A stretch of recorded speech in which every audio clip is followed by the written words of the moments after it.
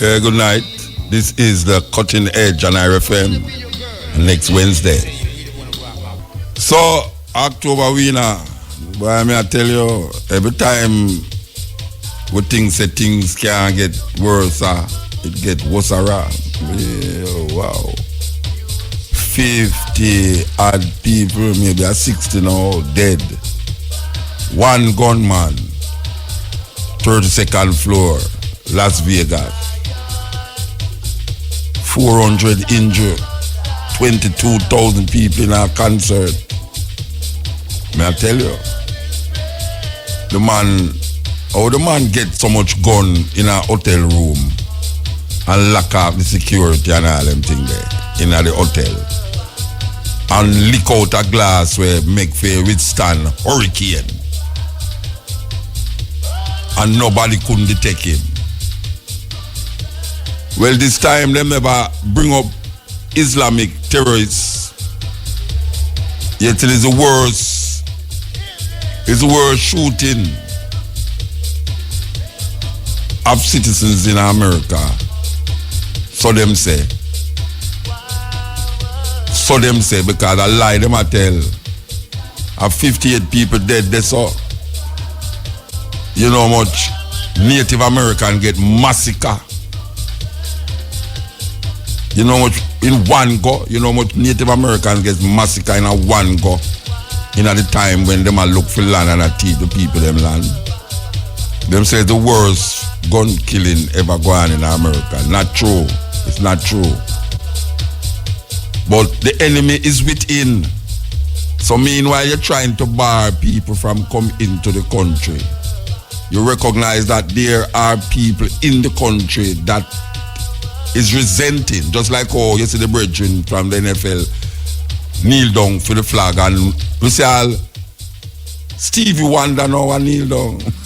We I tell you, we see all Stevie Wonder kneel down. Believe you me, it's so much things are going on in America. You know them say America is the worst first world country. Yet still everybody want to go there. Yeah, because we are attracted to decadence. And we are attracted to all manner of things that we're not used to in our own land. What them call opportunity. So they say. You know, it's a weird thing, you know.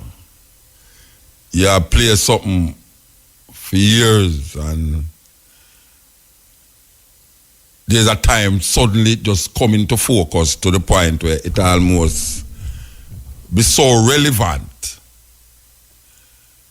You know, we have a team, well, not a song really. We start the program with this, and I must tell the world, it was my lady, my wife, who actually said, look here, you see that? Is that you should start the program with. Well, I actually get a music, and in my bed, I do these things too, you know. Me get a music and put behind some words, and it has become the most requested.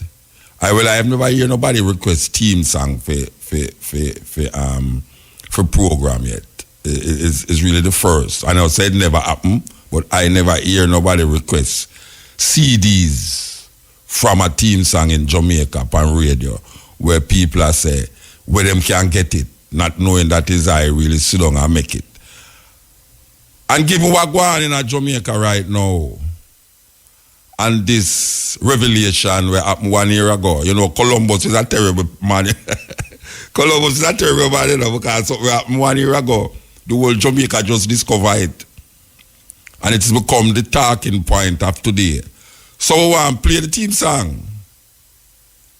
We want to play this theme song because it is so inspiring and relevant that we wonder if people actually recognize why we play it, and is the mind of a woman influenced me to play it. And now we say a mind of a woman is right now in question. So we're going to play it. And we're going to play it tomorrow too.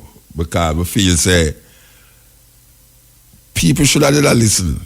Because there's enough things we say on this program for 20 odd years now and people never listen until certain time them say, but MUTA, you know say this and you know say that. Well, this is one of them. Listen. Yes, it's how you are, they will become. It's not what you do, they will emulate, but how you are, they become. Wow. How relevant things can be when certain things happen. I want to touch a little part there again, and I want to touch that little part there, believe me. Education alone is not enough. We need to nurture creativity, innovation, and good. Cut that. Make we hear the little part, because if I can't find it, just that little part. No, I can't find the little part. All right, sir. I'm going to find it, you know, because it is so profound in its delivery. We wonder how much, well, I will, if people hear it, well, them hear it, but them not listen. You can hear so much thing, but not listen to it. But I want to catch this little part, you know. Believe you me, I have to catch it. I have to catch it.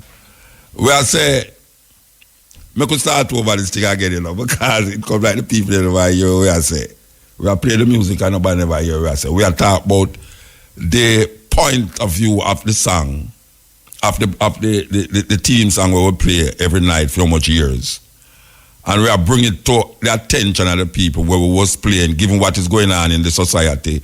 Today, even though it's a Columbus thing reach way. Yeah, it's a Columbus thing reach Jamaican people. Something I'm for 1 year ago now, everybody just catch on it. But you know what I say now. We recognize that, and as I say, I don't want to labor upon it because people find it, you know, we're strange and say, boy, MUTA come back with that again. But we will say it still. We will say it because I feel it in my heart and we live in it. We live in a society where them claims say is a Christian society. And when me a picnic, I don't know if my mother used to get beaten from her mother, but me go assume that because as we say, we live in a society where we read a little book named Bible and it say, don't spare the rod and spoil the child. So most of we grew up in that thinking there. It's like how them tell you, say, see no evil, speak no evil, hear no evil. See I'm blind, hear and deaf. Because we are showing you how the thing change on and the contradictions continue in our consciousness, you know. Because when them say see I'm blind, hear and deaf, it's obvious. So when them I tell you, you know, that if you see anything I go on funny, just go on like you don't see. And if you hear anything I go on strange, just go on like you don't hear. But in our society today, them I tell you, say, if you see anything, talk. If you hear anything, talk. So right away, that get debunked right there, so that get leaked out of the door there now. See, I'm blind here and if no work now this Jamaican society here right now. So them have a thing in the Bible say, don't spare the rod and spoil the child. So everybody bring it up. Every time you talk about don't beat a child, your ears say, the Bible says, don't spare the rod and spoil the child. And furthermore, my mother used to beat me when me do something wrong. So what? Pick the forget lick. Well, hear what me I say now. Because my mother had to beat me. She punished me. Punished me in some strange way. Because me that say, when you never hear what me that say, is that one of the weirdest thing me do, and the worst thing me do, when my mother vex about, is when me and my friend then go party and stay late at night. Me talk about teenager, 14-year-old, 15-year-old. We are going to party. Anyway, the party, them, me and my friend, them find the party. Vineyard Town. I mean, Armour Heights. Mary torn up a red girl ring. Me frightened for no, so no, me have to pass red girl ring every day if I go out my yard. No. And it's a place where me used to walk from red girl ring, come down a Manor Park, and then I try to find a way how to reach down a Woodford Park where we used to live. Me and my friend them. So, when my mother lock her door, and them days there, I one room with a little back one, where it's not even a room, but she put me out to sleep because she and her husband are sleep in a one room. Not like when we used to sleep, when we used to in a one room, because me and my mother grew up in a one room, I sleep on the same bed. So, it comes to the point now where my mother locked me out of the house because when me there party, the nicest part, well, even to this day, no care already you go at the party, the nicest part of the party is after 12, 1 o'clock. Them was at the time bus stop run. Because of them days, the bus stop run at 12 o'clock. You can't find no bus to go home, so you have to walk. And lucky thing we used to walk in a group, 4 or 5 where I come from party. Well, when me reach home, them hours there, you know, my mother open the door, you know. If me ever knock on the door, me hear a voice, go back, go sleep where you just come from.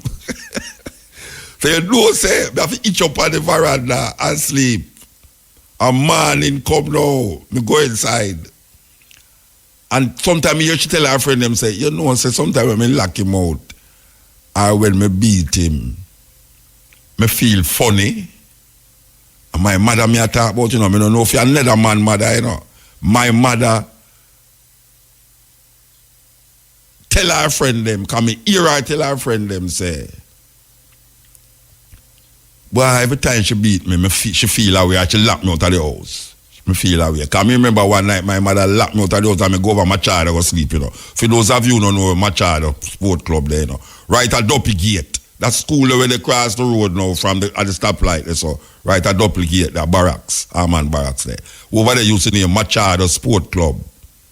Me remember one night, me have to walk around from my Gresham Road there, so when me used to live there, through Woodford Park there, and go sleep over the park, because my mother now open the door. Them days we not afraid at all, because them days they not like man I got trouble you or nothing. It's just a youth that sleep on a bench in the park. Me remember one night, when me used to live at Hard Street at Alman Town, me go down a town. I think it was a Christmas Eve night. Me go down town and get involved in the excitement. That me I remember say me have to go back at Hard Street. And my mother locked the door. And me have to sleep in a one stall. Me have to sleep in a one stall one night. And when it early man, me get up now and go up there. Before she wake and sit down at the door and wait till she open the door. And me realize that it's a punishment. It's a punishment. Now, come to what we are talking about just now. Most Jamaican people have a Christian intention. Most Jamaican, especially the mothers. Mothers have Christian intention. And me I say, me can't figure it out, but me kind of figure it out because me never used to beat my picnic them. Me have 2 girls. Where people say, Muta got 2 picnic have. Yes, me no feel no way. Me no feel no way. At 2 me could have manage at the time, and right now me want another picnic right now. And I say me can't have none, but me wouldn't want none. And at 2 picnic, me grow up. And me never beat them. But them know sometimes them do something, me just look upon them and them know what them not supposed to do or what them supposed to do. Now, anybody will tell me, say, licking a picnic is because of what the picnic do while you lick them and not because that something in you get aggressive and aggravated where you can't control. Tell me something different. Tell me something different. Because if you have to lick for a picnic to make them do what you want them do, something wrong with you and you need counseling. You need counseling. If you have a lick a picnic, box a picnic, thump a picnic, kick a picnic, take iron pipe, lick the picnic, mash it, lick the picnic, is the mother need the counseling. No matter the picnic, I don't know where the picnic could have done. Come and see some people do something to some picnic That me I say, but out of your womb that picnic they come from. And that you do. The other day, I go to England. And a woman with a little 4-year-old picnic in the line. And every line the picnic ball out, she lick the picnic in the picnic head. And everybody a look on her, you know. And you can't know, say it's a ghetto girl, you know, because most of the time, without any apology, and mostly ghetto people do them something there.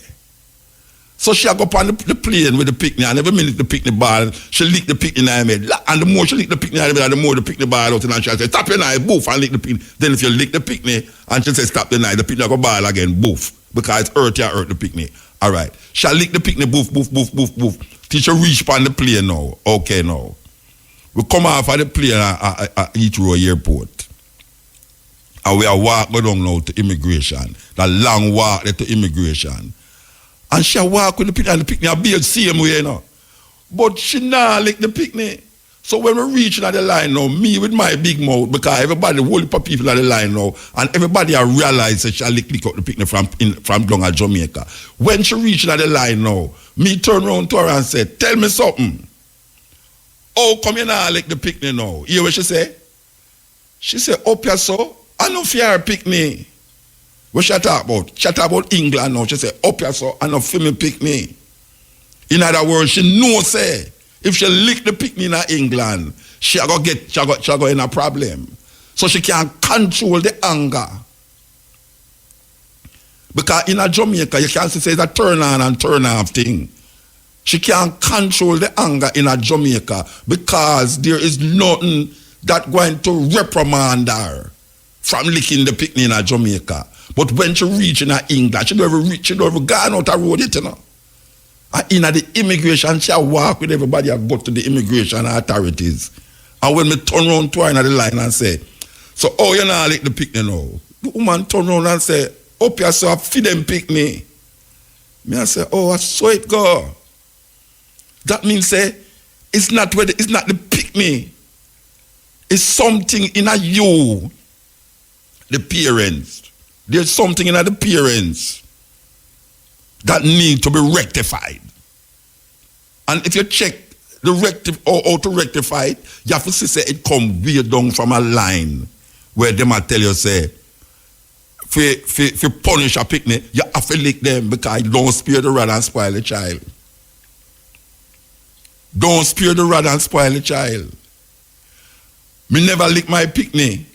And me know say, them is quite okay. Them is not unruly children. Because them never show, them never say nothing to her yet. I do nothing for her. I go say, well, what a rule set up picnic them.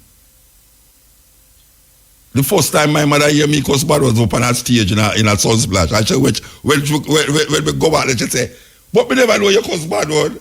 And at that time, me a big man, and my mother never. And every time you shut up, she say, I know, say, never raise him voice to me yet. And my mother tell me these things, say, tell her friend them, say, me never raise my voice to her yet. And up to this day, me never raise my voice to my mother. And my mother never take up something and chew up on me, take up something and boof back. When people are telling you, say, well, when people are telling you, say, when you lick the picnic them, it work. Well, me don't know if it work, you know. Me don't know if it work, but me know, say, is abuse. And me not have that mind about spirit and spoiled child. Me not have that mind because you can't talk to a child and not only talk as well you hear the things upon the truth. It's not what you say. It's what you do. It's not conversations. It's emulating. The child emulate. So if you don't have a strong family structure that is guiding the process, when the mother is going to dance and borrowing her granddaughter clothes, you know there's something wrong. When the mother can go and dance and make them light fire underneath her and everybody reel up in the dance, you know there's something wrong. When the mother can look on a little month-old picnic, I walk and I try walk and can't walk properly. And I tell him, say, come on, and this and that, and tell him all sort of explicit language. You know say something wrong. When you hear a mother can look on a father in the house and start to talk some things against him because he never deal with the school fee, or he was supposed to go look about the light bill or the water rate, and you start to tell him all sort of arms house this and arms house that. You know there's something wrong. When the mother bleaching at the house, you know there's something wrong.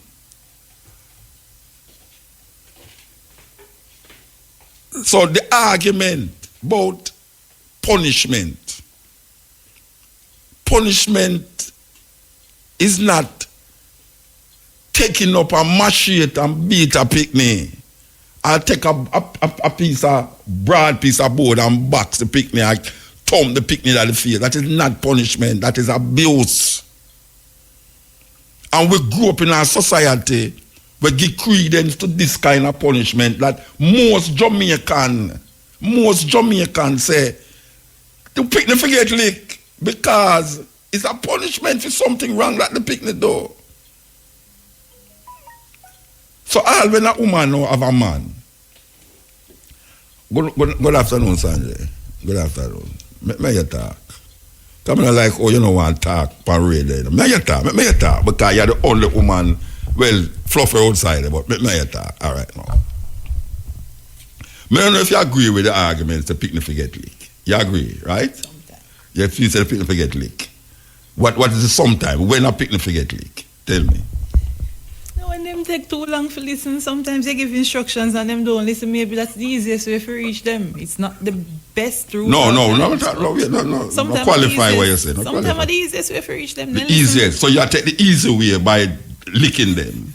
Mm-hmm. All right. So one thing now, you can talk to the picnic and get the picnic to do what you are doing now. Mm-hmm. But because that is the easiest way now, you're going to go fire a lick, take up something and box the picnic. Anything where you have in the pick your hand, you lick the picnic with it. No, that time it pile up. No, you tell him 1, 2. That means you then. That means there's something in a you a trigger this, you know. It's like when somebody in a pain in our bed. Somebody a pain, you know, and somebody don't have no use to themselves, nor society, nor people.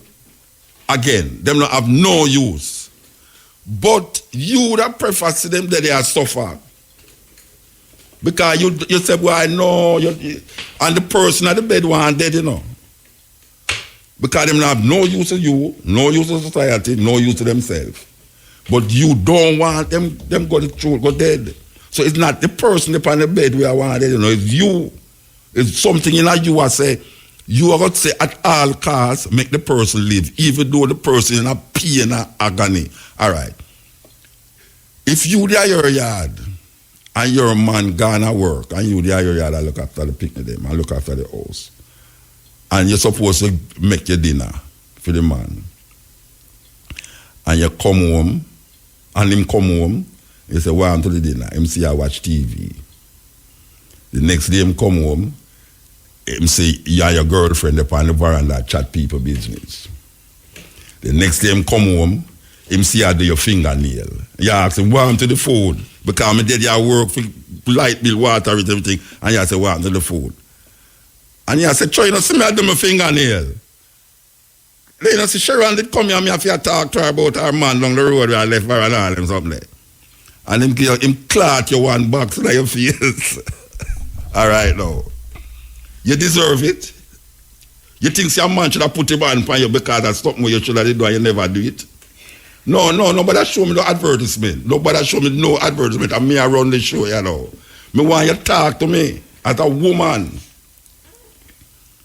And then you go open the line, me want you to talk to me. You think, say, after you sit down there and look about your fingernail, after you sit down there and chat people business about which man I do this to which woman down the road, after you sit down and watch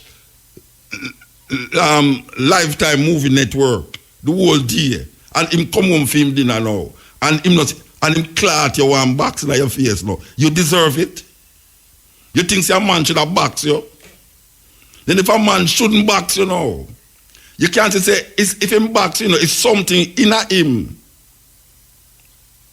Because you quite worried, okay, well, where you are doing, for your fingernail, because you have to go and dance, this and that and this and you look quite okay. Him come home with that aggression in him.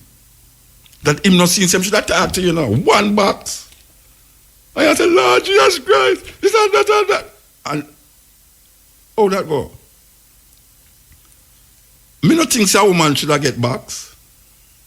So why if a woman shouldn't get box, why a picnic get leak? It's aggression, it's aggression we are talking about, it's abuse. If you abuse a woman because you don't get where you want from the woman, why you should abuse a picnic because you don't get the picnic to do where you want the picnic do? Why you don't use punishment that is not aggression? So you see, say, in this case, I know what we see going on, is a woman need some serious counseling, But you see the counseling what she need now, the environment that have to take part in it. It should have to be an environment because living in that environment, they create that conditions, And the society, they don't tell you already. See, I'm blind here and there. But now they might tell you when you see must talk. But now them tell don't spoil the child and spare the rod. Don't spare the rod and spoil the child. So now we have to go rethink that now, We have to rethink it because you see that machete woman there. You see all me look on me one left chop I one at a time, Me I said no, and when she turn out, whoop. Me I said, hey, that woman must not sell coconut. She had pearl. No, she serious, right? I mean, for make the flat part of that machete, they lick them all the dark. Hey, the dog are the only one who intervening at the thing, Only the dog. Me say the dog should have get a prize. Because you see all the man who had video, him should have got prison, Him should have got prison. You know why? Because him is accessory to abuse to child. And him stand up there video this thing. And nobody not talk about him. But the dog, oh my God, man. When I see the dog run between the two of them, I say, yes, dog. She goes, boy, I stop the dog. God, this is the stepping rate. Oh, see, them guys are stepping rate, a cutting edge. Cutting edge. What? Yeah, this is the cutting edge on RFM. We just go through the Jamaican version of Columbus discovering something happened long time ago and feel say it's something that just happened. But here now, this is happening in Jamaica for years because as some most people in Jamaica grow and as some most people in Jamaica think, and if you listen to the Vox Pop them with them on the radio and all over the place, most people say them used to get beaten with them a picnic and it make them come out this and that and that. They want to the people that will never used to get beaten. You tell me say them are the worst of the people in Jamaica because my daughter them are not the worst of the daughter them in Jamaica. I mean never beat them. You know, see that you have whole heap of people in Jamaica will never get no beaten. But you see, when you get instilled, when it is instilled in another way there, from them time, just like how your grandmother used to tell you, say, your head picky like black pepper grain, or don't bring home no man in your house who look ugly like your pooper, black and ugly. Them things they instill in your, instill in a way, but you see, it not come like them say it, Because when them say don't bring no picnic in your house, black and ugly like your pooper, you think say you want bring no picnic in your house with black like you don't want to talk to a woman, a man with black like your pooper. So it become it's like an instinct in you, and it grow to that level there. So when a mother know a comb picnic ear and the comb with them are used in the picnic ear, it's not a comb designed to comb black people ear. And then now your ear kinky and curly. And when them put the comb like that, you ball out, them lick in your head and said, shut your mouth, you nasty one. You make your comb your ear. And them carry you go, every time you go back to school, then carry you go a barber, go trim off the whole light. Because them no want comb it. Just like what woman them a talk about now, say them can't bother with the whole heap of year because them have to what? Them have to manage it. Imagine that. Nature give you a year to write and you have to go manage your year.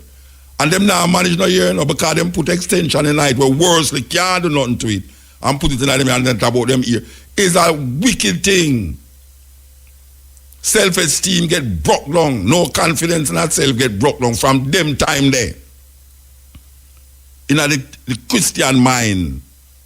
From them time there in the Christian mind. It's a Christian mindset that bring the people them to this. The DNA way. It's in our DNA to come to this now. Where black people say the only way to punish a child is to give them a rotted lick. Because you tell them once and you tell them twice and them not hear what you say.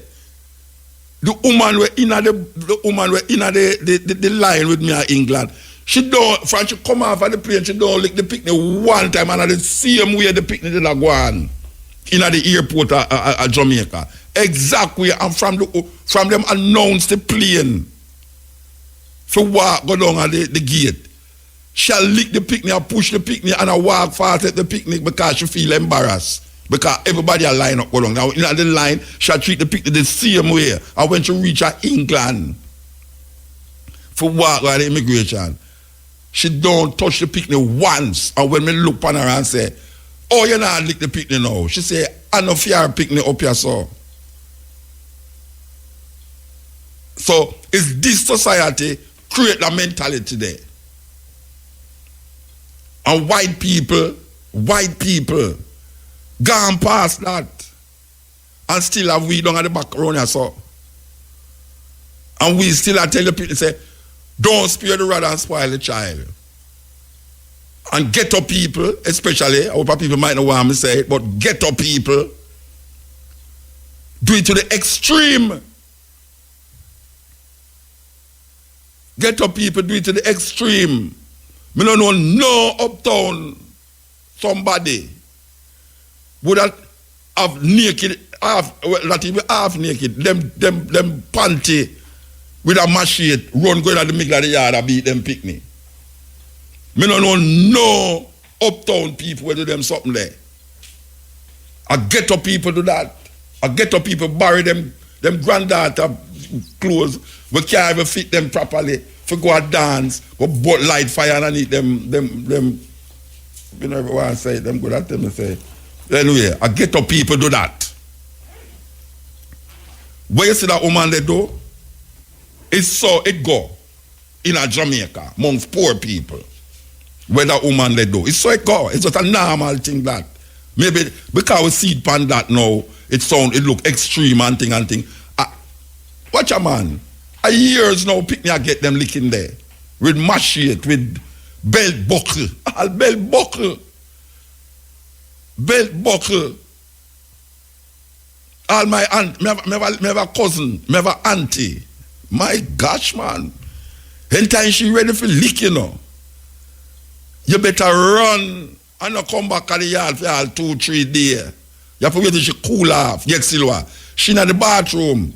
And she in the bathroom a bathe in a tenement yard. Now show you it's weird, you know. She in the bathroom a bathe in a tenement yard.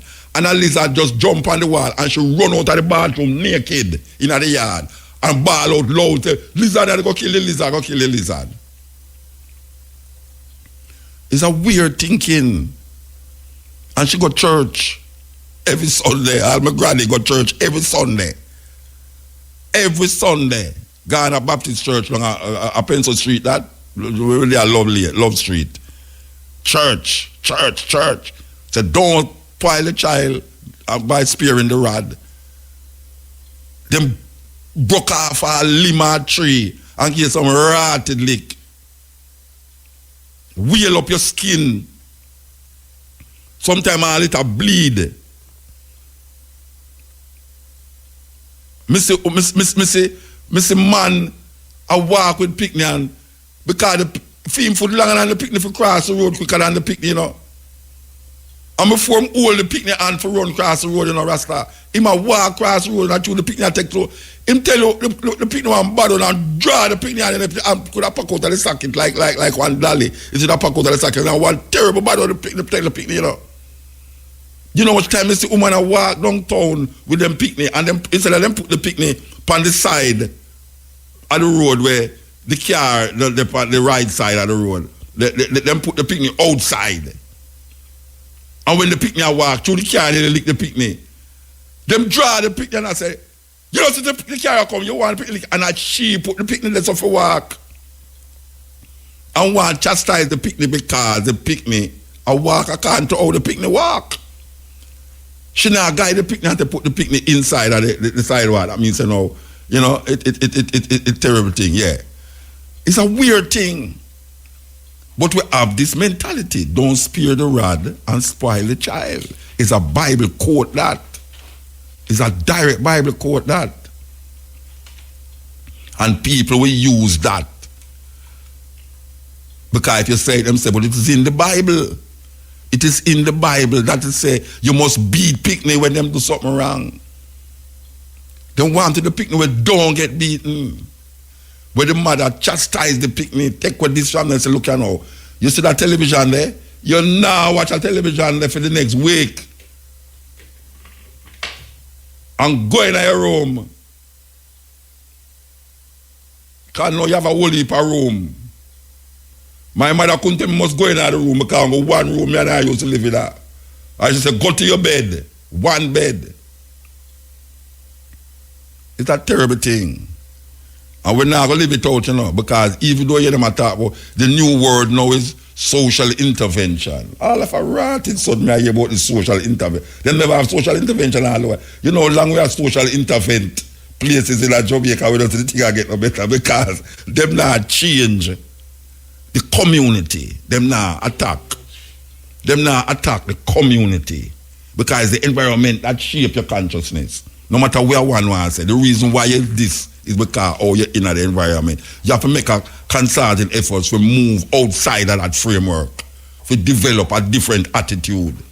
And if you don't have that resting board for respond, you don't see something different or hear something different around you, you're going to live where you learn.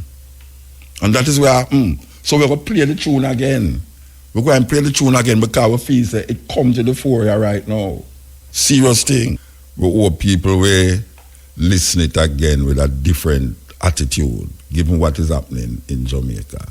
You can imagine that? Everybody accused Christopher Columbus him never discovered Jamaica. Well, most Jamaicans now are going like say, them discover the baby thing through them seed pan the internet. That they did it from 1 year ago. So the whole of it on Columbus. This is the Cutting Edge. Pat Clark. Welcome to Jamaican Roots and Culture. I'm Pat Clark. There are several outstanding women who have played significant roles in shaping the Jamaican society. One such woman is May Farquharson.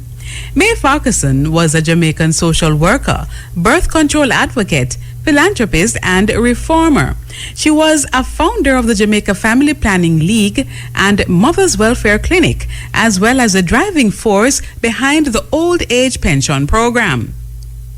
Gladys May Farquharson was born on March 26, 1894 in Halfway Tree, St. Andrew, to Lillian May and Arthur Wildman Farquharson. Her father was a Crown Solicitor for Jamaica from 1894 to 1911. May Farquharson attended various schools in Jamaica, the United States, Jersey, and Cheltenham Ladies College prior to studying social work at the London School of Economics between 1928 and 1930. While she was in London, Farquharson also became involved in the settlement house movement, working in poorer neighborhoods in East London.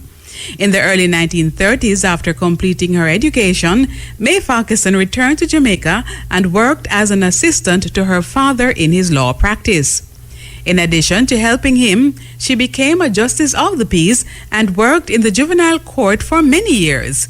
May Farquharson and Amy Bailey joined forces in 1937 and began working on strategies to improve the lives of women.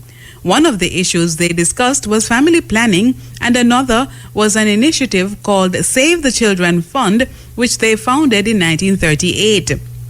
In 1939, Farquharson helped found Birth Control League of Jamaica, which would later become the Family Planning League of Jamaica. At the same time, she founded the Mothers Welfare Clinic in Kingston. The goal of these organizations were to promote birth control among the populace as a means to improve their social condition, provide care and education about health needs to mothers. Farquharson saw her clients in Jamaica as a special population which needed unique contraception methods and education techniques. Though in some ways the efforts of the Family Planning League of Jamaica were opposed by the Catholic Church of Jamaica, the Family Planning League believed that limiting birth rates would not only reduce immorality but also would diminish demand on the overburdened and underfunded health services. Despite the opposition faced, Farquharson's friend and fellow activist Amy Bailey, daughter of a notable family of black educators, was outspoken in support for the Family Planning League of Jamaica, seeing birth control as a means of economic survival. Both Bailey and Farquharson addressed issues of discrimination based on skin shade, recognizing that women with darker skin, no matter their racial profile, often faced greater difficulties and limitations to their ability to access services and employment. Mae Farquharson was one of the leaders who pushed for the Family Planning League of Jamaica to join the International Planned Parenthood Federation, serving as Honorary General Secretary at the 1958 conference held by Planned Parenthood in Kingston. After 18 years, the Family Planning League of Jamaica was successful in gaining government support of its family planning initiatives. In the 1940s, Mae Farquharson campaigned for women's suffrage, and after the death of her father in 1947, took over his advocacy projects for agricultural cooperatives such as the Banana Producers Association, the Citrus Growers Association, the Coconut Producers Association, and the Sugar Manufacturers Association. She also took over his responsibilities at the Farquharson Institute of Public Affairs. Of particular interest to Farquharson were unemployment, education, and pension provisions, and she served on various governmental committees that attempted to address these issues in Jamaica. In 1962, Mae Farquharson was involved in the creation of a pension program for older Jamaicans, for which she had been advocating since 1937. Farquharson wrote articles in many newspapers under the pen name Fidalia, urging the government to adopt a European-style old-age pension scheme. Farquharson remained active into her 80s, continuing to work on social issues for vulnerable populations, especially the young and the aged. On International Women's Day, March 8, 1990, Amy Bailey and Mae Farquharson were awarded the Order of Jamaica for their contributions to women's rights. A ceremony bestowing the order was held on June 5, 1990. That same year, a documentary on the lives of Bailey and Farquharson, their remarkable friendship, and their work for women's political and economic equality was produced by Sistering Research. Farquharson died on June 29, 1992 in Crossroads, St. Andrew, Jamaica. Shortly after her death, the Farquharson Institute of Public Affairs created a garden to her memory and led a campaign to provide books to Jamaican libraries in Farquharson's name. She was honored posthumously in a celebration of International Women's Day in 2002. And now, to end Jamaican roots and culture, here is our famous quotation from the Black diaspora. "The impossible is the least that one can demand." The words of James Baldwin. For Jamaican Roots and Culture, I'm Pat Clark. Yes, this is the cutting edge on RFM. I go through the motion, go through the paces, them really say give thanks. Give thanks because life is wonderful. Yeah, man. It's beautiful to be alive. We don't know nothing about death. So cannot speak of it with any certainty or surety. We don't know nobody we're dead and come back and tell you about it. So everything about that is speculation. So life is just for living. It's just so it goes. Your Aboriginal did echo that. Ernest Smith did say it. So we have to just live. Yeah, man, we have to just live. Do you want a better Africa? Believe it or not, for Africa to change, the way religion is delivered must change. Churches should stop preaching about miracles and breakthroughs. Popular preaching such as sowing a seed or, give and it shall be given unto you, have been misinterpreted for personal gain. No wonder pastors of today are so rich and yet the whole congregation and people around them remain poor. We are stuck with a generation of Africans who act as if God is the rewarder of laziness and poverty. The message churches send is that it is possible to reap where you did not sow, meaning you can get something out of nothing. Why should a child choose to learn the hard way if there is an easier way? The live for today attitude does not create wealth and people die without living any legacy. You then sit and wonder why Africa is the way it is today? The gospel of prosperity should be shamed and work around the fact that laziness can never reap real success. Christianity has played a very big role to the fall of Africa today, but that is not what it is intended for. Spreading messages of instant success have led to a generation of people who are thirsty for instant results, immediate relief, and effortless profit. The messages should not just focus of tithing and sowing seed, blessings, miracles, breakthroughs, and wonders. Churches should stop glorifying riches acquired through miraculous sources, stop preaching fear and stop focusing on what the devil or witches did, does, or will do. Instead they should preach positive news and focus on messages that add value to the communities such as hard work, creativity, dedication, commitment, perseverance, and responsibility. Pastors can promote good community initiatives such as cleaning the surroundings, and encourage creativity and innovation. Instead of waiting for our governments to do what they do not do, we can start helping ourselves, through humanism.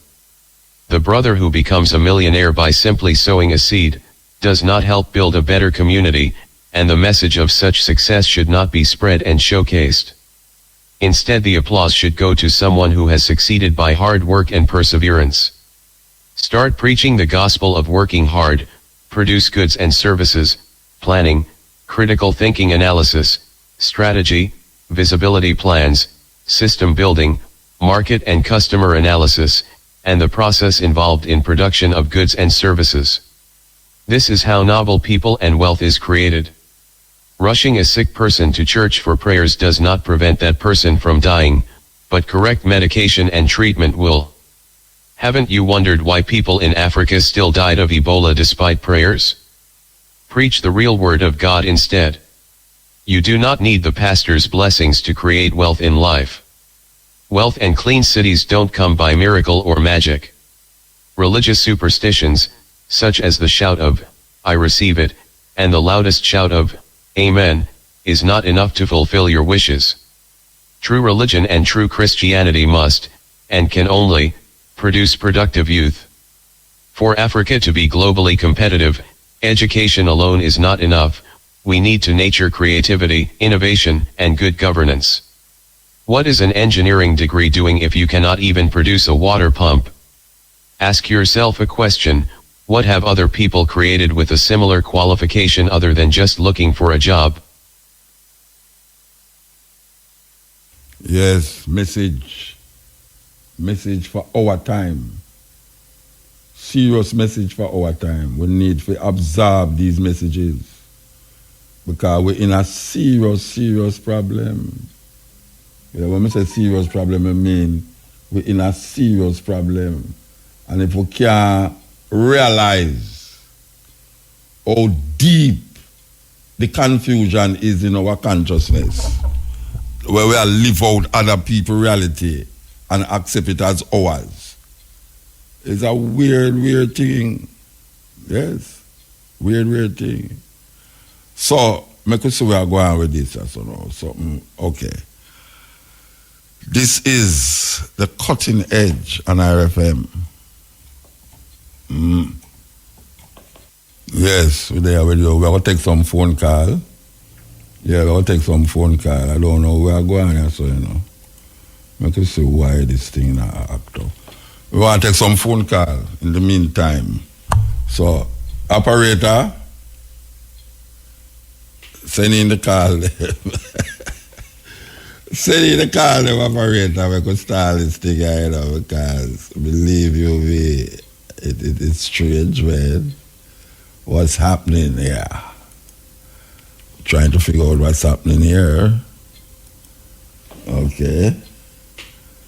Nothing is happening here. Okay, yeah, the phone call. Yes. Yes, Ian. MUTA. Blessed. Well, go on. You have a question to feel differently. Yeah. You ever got jail yet? Yeah, man. Yeah, man. You got jail already? Yeah, man. More than one time, more than two times. Oh, to me, I say, the woman the video, the king, they should have got prison. When me say that? So, you, since night, yeah? You see that what you said? No, hold on, no, man. You hear me say the woman should have got prison? Yeah, man. You say she need help. Play back your tape. Eh? Play back your tape. Wait, no. Me say she need some help. No, I said the lady with video. The lady with video. Oh, the video. Oh. Yeah. No, and you say you got jail already? Yeah. Oh, no, sorry. I think you mean the lady where beat the child. No. You know why me say you know why me say that? You know why you say that. Me say. Why me say that? Listen, me I say no matter reason, you know. Me know I hear why you say that yet. Me say you got jail already. Yeah. And you know and jail are no good something. No. You know you're feeling like, but you said the woman should have got prison. No, why then me say that? You're wicked, we say that. Me a wicked? Yeah, if you say that. Why? If you know jail are no good something. You know, listen, no, wait there. So me listen, not talk to you first and they respond. Me say, you say you got jail already. What you don't tell me, what you tell me, you say me a wicked. Yeah, because you got jail already, you know, no. say jail in a nice place. Why if you say this woman should have got jail? Why you want to put this woman in a safe place? But you know, listen to me, I say no. You want to talk no. You going to talk or you want me talk? You want to talk no. So you feel say nobody shouldn't go to jail then? Yes, sir. You feel say anybody deserve to go to jail? No. Whether them do anything at all. If a man rob a woman or rape a woman, him not deserve to go to jail. If a man do what? If a man rob a woman, rape a woman, them not deserve to go to jail. Jail is not a nice place. Me ask you a question. Answer me the question. No. So, all right, if a man rape a woman, what them should I do with him? Yes, sir. What them should I do with him? What them who? If a man rape a woman... Who you talk about? Whosoever is them. If a man no, you have to declare, you have to define who is them you are talking about. The them boy you are talking about are who? Queen Elizabeth boys them? No. We're on the government. Wait there. You listen to me, I say? Yeah. All right, may I ask you a question? If a man rape a woman... Make a rephrase the thing. If a man rape a woman, what should they do with... What should be done to that woman? If a man rape a woman, what should be done to the man? Where say? You never hear me say? Repeat your question. If a man rape a woman, what should be done to that man? That left to the man, and the woman what she want to be done to the man. So if the woman say must go to jail, she a wicked? Go to jail? Yeah. Yeah. She a wicked? Yeah. All right. Because you try to twist the thing. Listen to this, to not try running no car reason. No, me not reason with you. If a man rape a woman, you know why me say that? What should be done to the man? You know why me say that? No, what should be done to the man? Two wrong could make a right. No, which wrong? What wrong about it? If a man rape, so what must be done to the man? If a man rape a woman, what should be done to the man? What should be done to the man? Oh, you ask the question. Where you ask me the question again for? You not listen to much time you ask me a question. If a man rape a woman, what should be done to the man?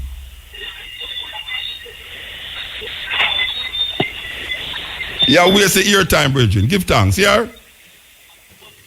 Waste your time. All right. I can't say where we are going to reach another night of craziness. Another night of craziness. If a man rape a woman, what should be done to the man?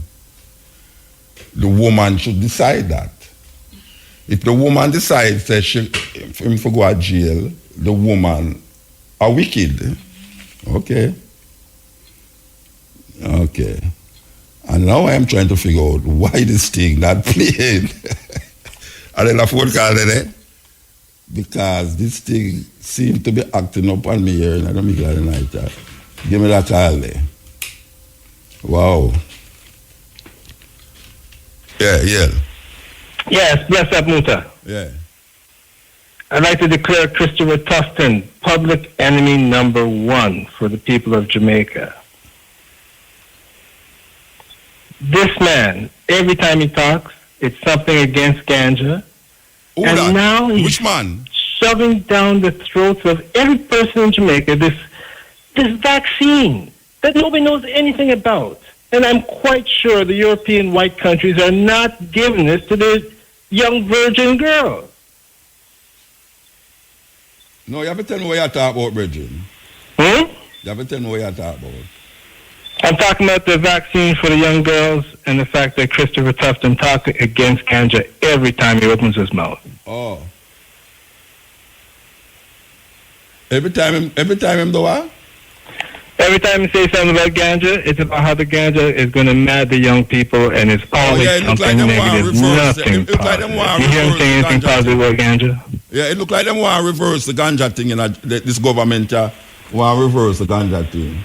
Well, it looks like that to me because Tufton, every time he talks, is about how ganja going to do this and ganja is dangerous, that. And I was like, well, where is he getting this from? The whole world is going towards ganja and all the different medicines that could be made from it. I know I'm a herbalist and Dr. O'Connor, and this man infuriates me every time he talks. And now the vaccine. Nobody knows anything about this thing. This thing just come out of the place, and if you don't, if you're not in favor of it, you just don't understand. All right, so what do you think now? What should I do about that now? Because I pushing think into the ganja needs thing. to be fired immediately, replacing. I wrote on Andrew Holland's Facebook page about the vaccines and the fluoride in the water months ago. So I'm absolutely shocked that they're bringing in a completely new vaccine. Nobody knows anything about it. The 300 odd deaths from this human, whatever the disease that they're trying to prevent, 300 deaths a year from it. Now, I'm sure more than 300 people die from aspirin a year in Jamaica. Well, so what do you think them should have do? What do you think them should have do, brethren? I think they should stop this thing immediately. Like I said, I'm quite sure there's no white European countries joking down their virgin girls with this thing. Vaccines are not safe. They're polluted, contaminated. I wouldn't give it to my dog, much less my little virgin girl. What are they really thinking? Let me ask you a question. What do you think them should have do to deal with the virus, the disease, the cervical disease? There's all kinds of natural remedies for these things, my brother. I'm a herbalist. I know I've fibroid cancer. I've got a cure for AIDS. There's all kinds of natural remedies for everything. Jamaica has 85% of the world's healing plants. So we shouldn't be looking anywhere for anybody else's things. We should be developing and producing and exporting medicines left, right, and center. Yeah. All right, MUTA, give thanks. All right, give thanks, brethren. Yes, I guess most ones will say that.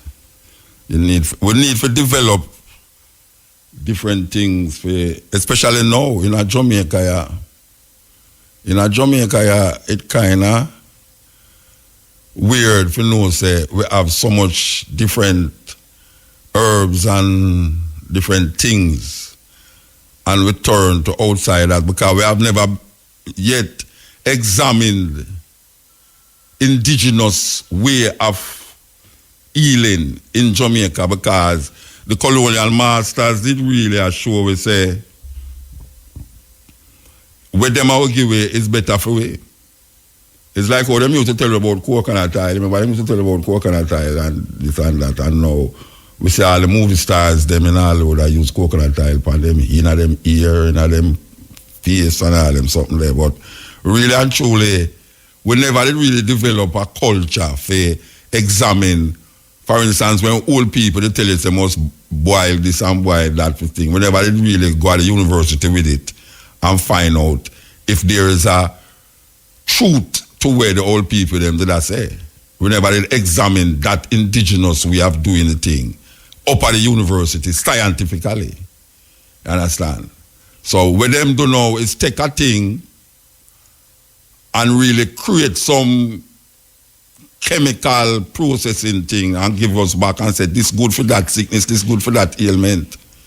Which we should have been really examining the indigenous way of doing the things them, where grandmother and grandparents and the African them used to do. Whenever they examine it scientifically. So and this over there, yes, EL. MUTA. Yeah. The man calling that pertaining to a woman at the The man we're calling what? I want to go and talk about the woman be the pit with the cutlass. No, I'm talk about the person who have video it. Yeah. Yeah. So, but right now that man sound like him not right it, you know. No, well, me can't say him not right it still, but me just not try to figure out. He must say jail is not a good thing. Me go to jail, of course, jail is not a good thing. But yeah, we know that. All right, you say all right. I can explain why I say the person who a video it should have really get reprimanded about this thing. I know. Them see this thing happening. You know, there is a total wickedness a go on to a little girl, and them not do nothing but them not turn up there and a video it. Them is part of it, you know. Them is part of the problem too. Yeah, them are part of the problem. Yeah, so the only thing when me say try help the situation is the dog, you know. And the dog get a lick too. Yeah. So we have said now, according to how the thing set up, you know, if you is like accessory to the incident, accessory to the crime. Yeah. So you see my view towards the situation still, MUTA. Eh? You see my view towards the situation a lady and her daughter. Me I say when she get locked up now, that not solve the case. No, me never say she forget. No, that's why me tell you, no, me think say what the woman in talk about because me never say the woman forget lock up. Yeah, she never forget no lock up. You only make it worse because nobody can love the girl like her mother. But the girl asks her mother no, you know. The girl asks her mother. And it's a go have a twist with the sister them now against her with mama they are jail. So hold on the bridge. Day nine thing, and I think him dad is a Rastafarian as well. Yeah. So I did a show we say while him a go school and them thing that still him used to work. Him used to do him little hustling and him job them and he even go down to the place where Kabu they keep for the little function that's done there, so yeah, so him kind of show we say him used to visit them place, they read him little books, study little poetry and them things there. So he used to be a part of a poetry group too, you know. Oh, okay. Yeah, man, he used to be a part of a poetry group. Oh. Yeah, the thing is when me did that down there and I grew up still, you know, them things are never available to me or me never really I see that side there is still out in the east. Only thing I didn't know about was the Boy Scout thing and them thing about me. You know, although my father a Ras still, but him is a 12 tribe. Yeah. And that the part of the levels they never really grab me, you know. Yeah, because when me the high school, as I say already, is when them give me religious education, then they start it out on a broader view. And then when we reach third form, I see them a focus it upon Christianity. And I said to the teacher, I said, but Christianity not really better than how the sadhus them used to spar. Because them man they used to walk barefoot and them used to have them little, like some flowers, some little branches where them brush the part before them put on them foot. To kind of brush any little insect out of the way, you see what I mean? I said, them man, them more... That are the Buddhists. More godly to me, you know? Nature is like, me and her did have some dispute because she did my English literature teacher too and them things there, so... You know, I couldn't hold that kind of program there, you know. That's what I try to say. Yeah. So you never done there? You never done at the institute there? No, man, I don't up there, you know, up in the home. Oh, yeah. Every time you call me, I make the same mistake. Every time you call it's all good, we understand, you know. But as I say, I love that, and if you could have touched more of them program there. Yeah. All right. You know, if you can give your levels, I understand so you have to try, you know, push across certain things, but, you know, I kind of, as I say, me kind of overcome that side of it, you know, I stop questioning them little part there, because, as I say, I study a whole heap of Noam Chomsky, and Amos Wilson. Yeah. So, you know, so I'm kind of... Well, people don't reach that so yet, brethren, may I tell you? Even though Amos Wilson dead, a whole heap of people don't ever reach that so yet. Yeah, move forward. That. Yeah. Anyway, give thanks, brethren. Yeah, man, blessed, man, and thanks to the program, you know, and things. Yeah. But as I'm saying, if you can just get a little youth, you can show the history, how them go on to them tertiary, or hold on to the blackness, you know, while them go and to the tertiary. And still maintain it. So, blessed love, MUTA. Take care. All right, thanks. It is not death most people are afraid of. It is getting to the end of life only to realize that you never truly lived. There was a study done, a hospital study, facing death close to their last breath. They were asked to reflect about their life's biggest regret. Nearly all of them said they regretted not the things they did, but the things they didn't do. The risks they never took, the dreams they didn't pursue. I ask you, will your last words be, if only I hit, hey, you, wake up. Why do you exist? Life is not meant to simply work, wait for the weekend, and pay rent. No, I don't know much, but I know this. Every person on this earth has a gift. And I apologize to the black community, but I can no longer pretend. Martin Luther King, that man never had a dream. That dream had him. See, people don't choose dreams. Dreams choose them. So the is, do you have the courage to grab the dream that picked you, that befits you and grips you? Or will you let it get away and slip through? You know, I learned a fact about airplanes the other day.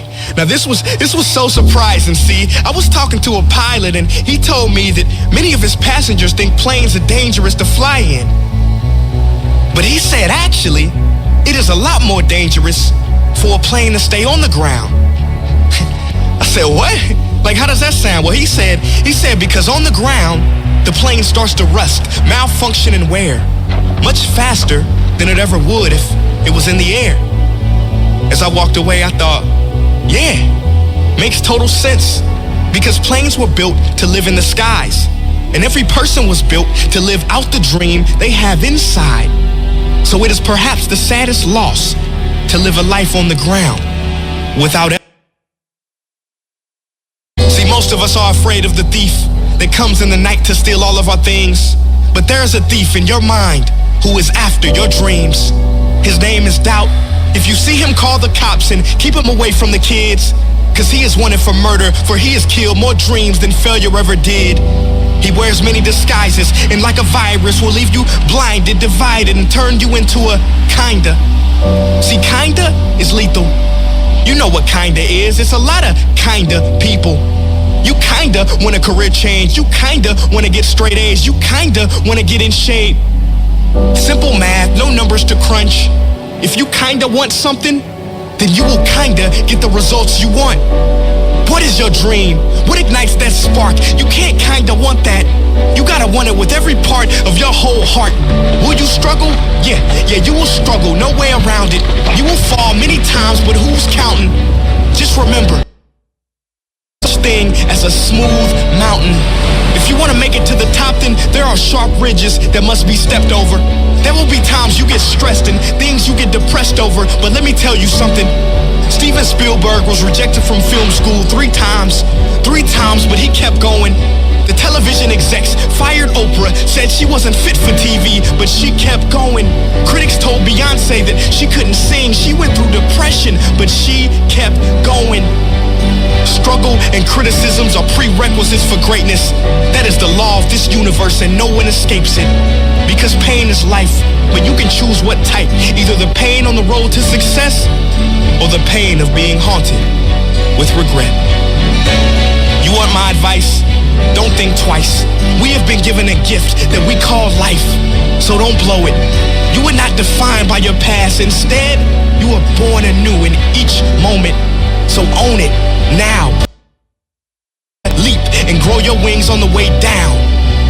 You better get this shot off before the clock runs out, cause ain't no overtime in life, no do-over.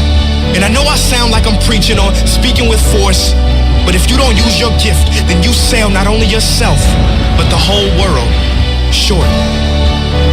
So what invention do you have buried in your mind? What idea, what cure, what skill do you have inside to bring out to this universe? Uni meaning one, verse meaning song. You have a part to play in this song. So grab that microphone and be brave. Sing your heart out on life's stage. You cannot go back and make a brand new beginning, but you can start now and make a brand new ending.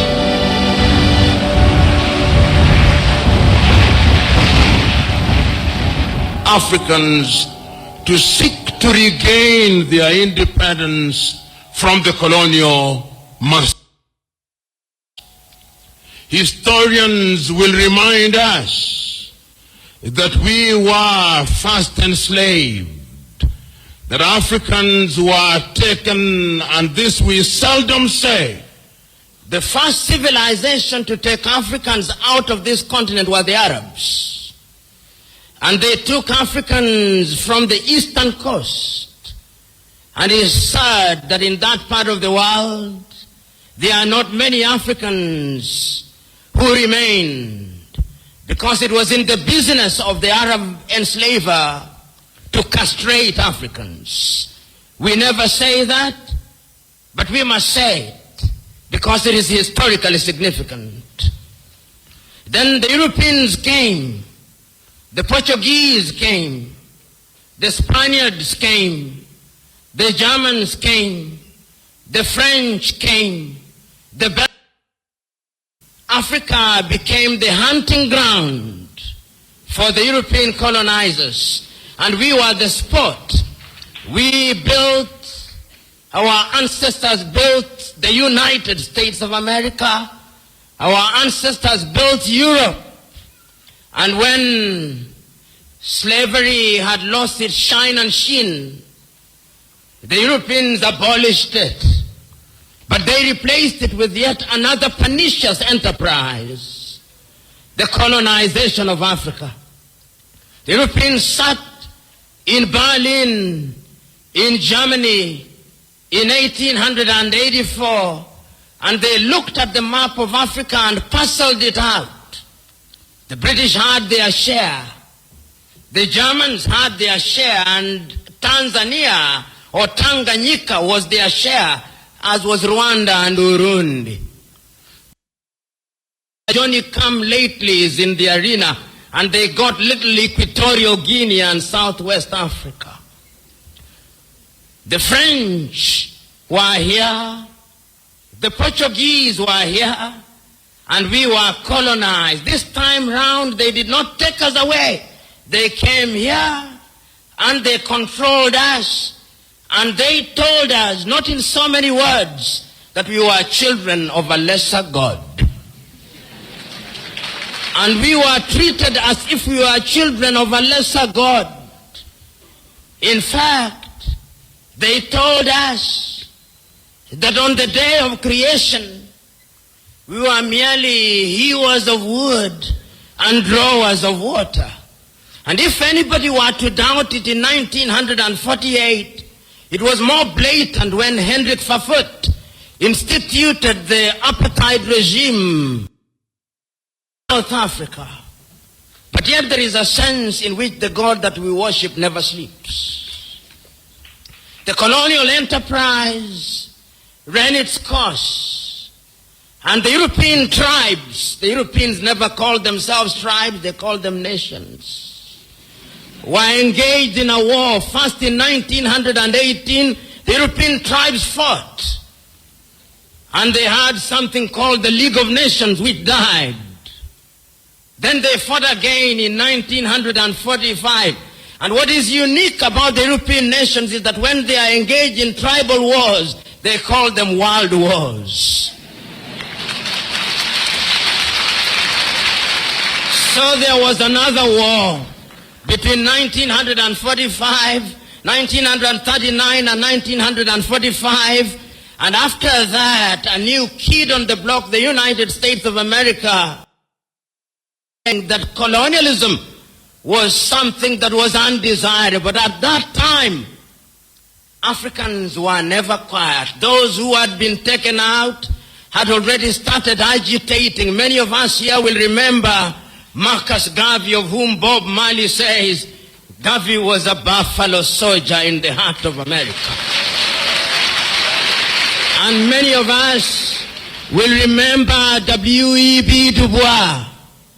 Many of us will remember that they started agitating that Africans must regain their dignity and their independence.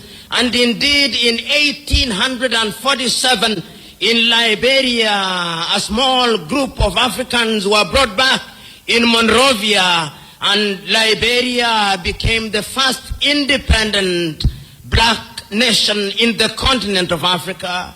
So soon thereafter, they also created yet another colony.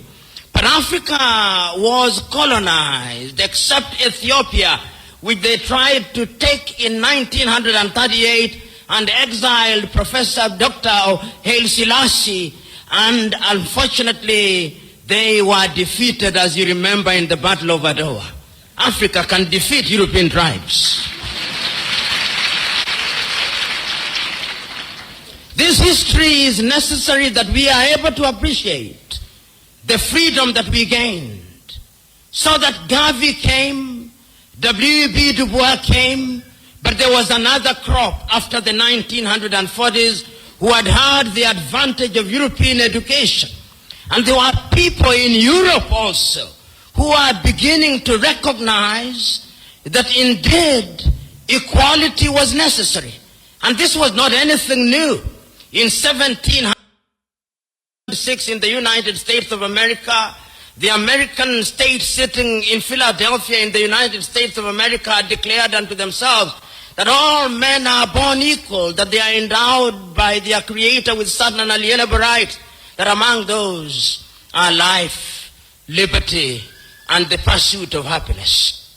A few years later in France, after the revolution, they also recognized that we were to be equal, so that the colonized nations which had now taken Africans thought that they were safe. They had taken Leopold Sédar Senghor from Senegal to Paris, and they thought that they were creating a little Frenchman. Little did they know that they were creating somebody who would want to overthrow them. They took Félix Houphouët-Boigny from Côte d'Ivoire, and they thought that they were creating somebody who would be subservient to them.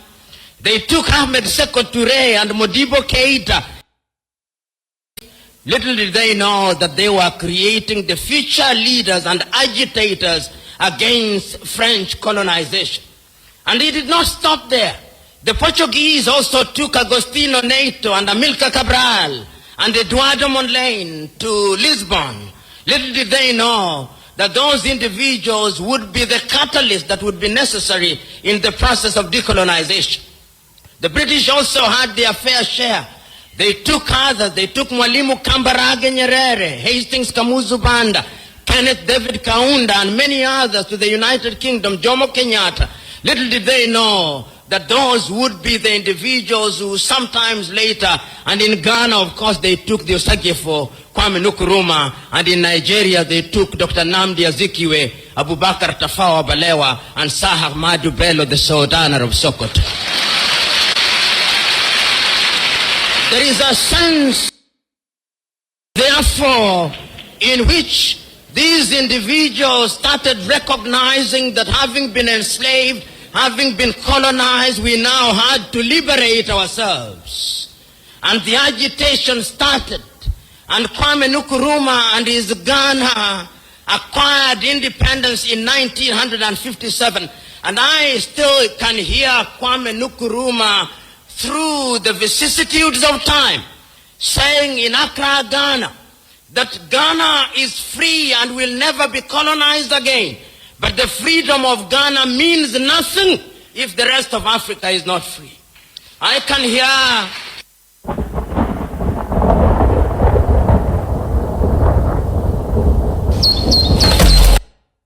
day nine thing, and I think him dad is a Rastafarian as well.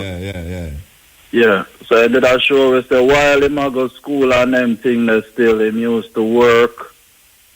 Him used to do him like a hustling and him job them, and he even go down to the place where Kabu they keep for the little function that's done there. So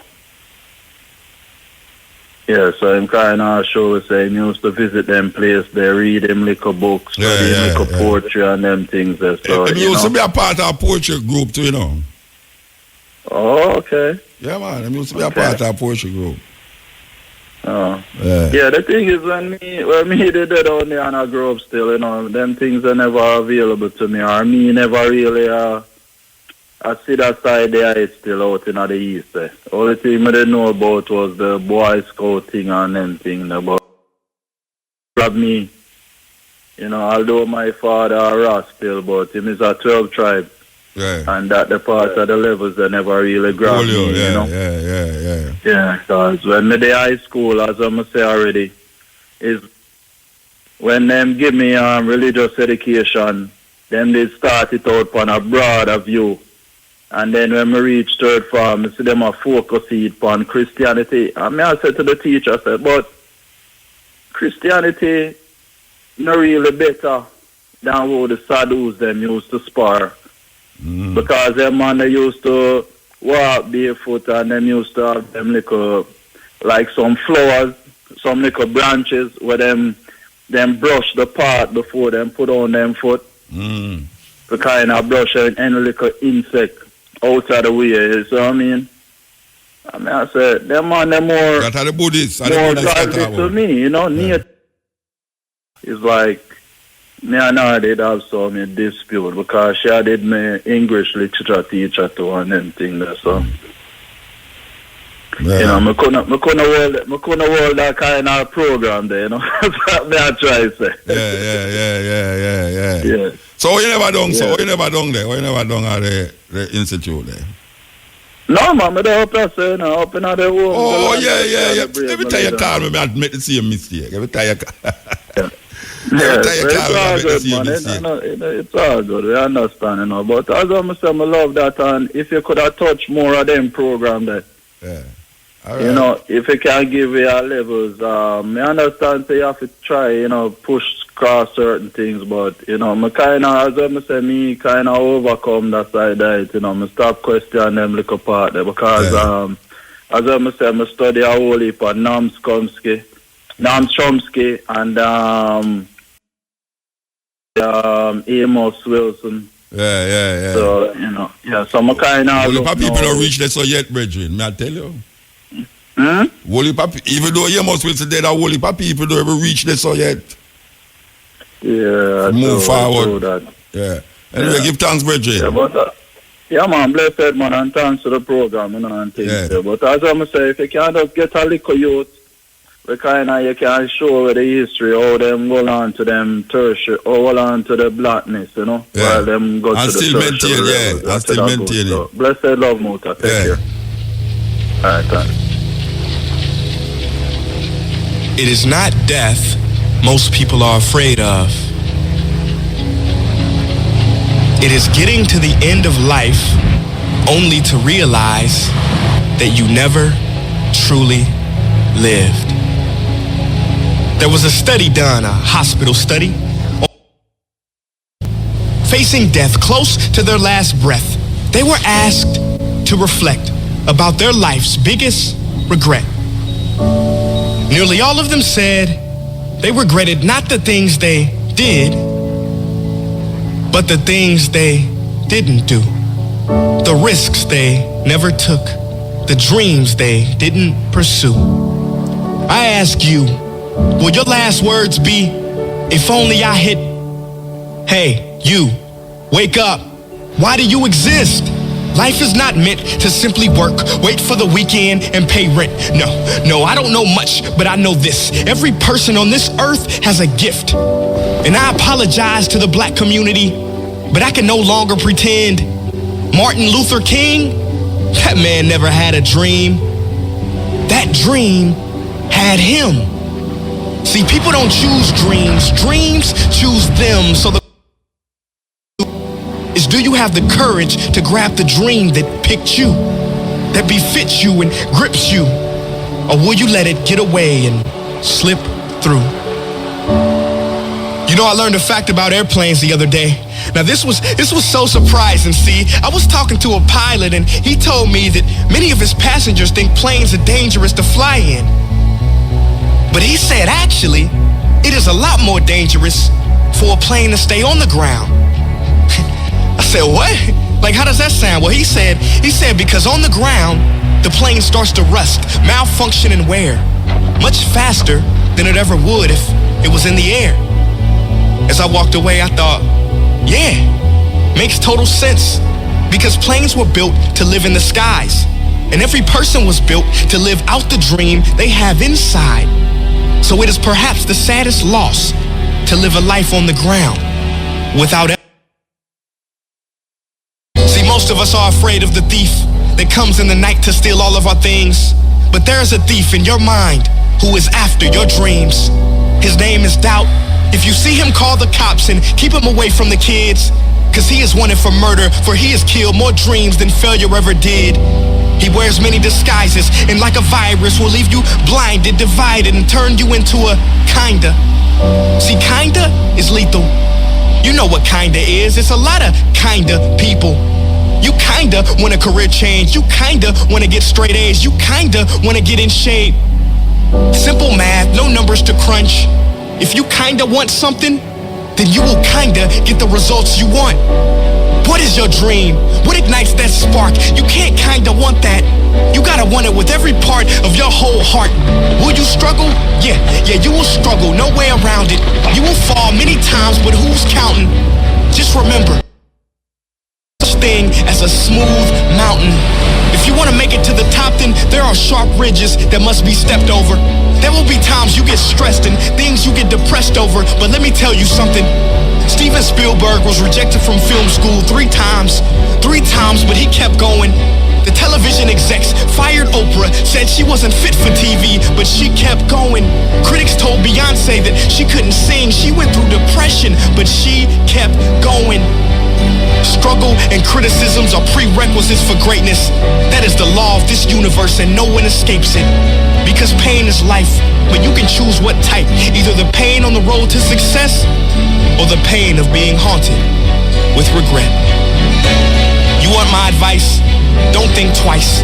We have been given a gift that we call life, so don't blow it. You are not defined by your past. Instead, you are born anew in each moment. So own it now. Leap and grow your wings on the way down. You better get this shot off before the clock runs out, cause ain't no overtime in life, no do-over. And I know I sound like I'm preaching or speaking with force, but if you don't use your gift, then you sell not only yourself, but the whole world short. So what invention do you have buried in your mind? What idea, what cure, what skill do you have inside to bring out to this universe? Uni meaning one, verse meaning song. You have a part to play in this song. So grab that microphone and be brave. Sing your heart out on life's stage. You cannot go back and make a brand new beginning, but you can start now and make a brand new ending.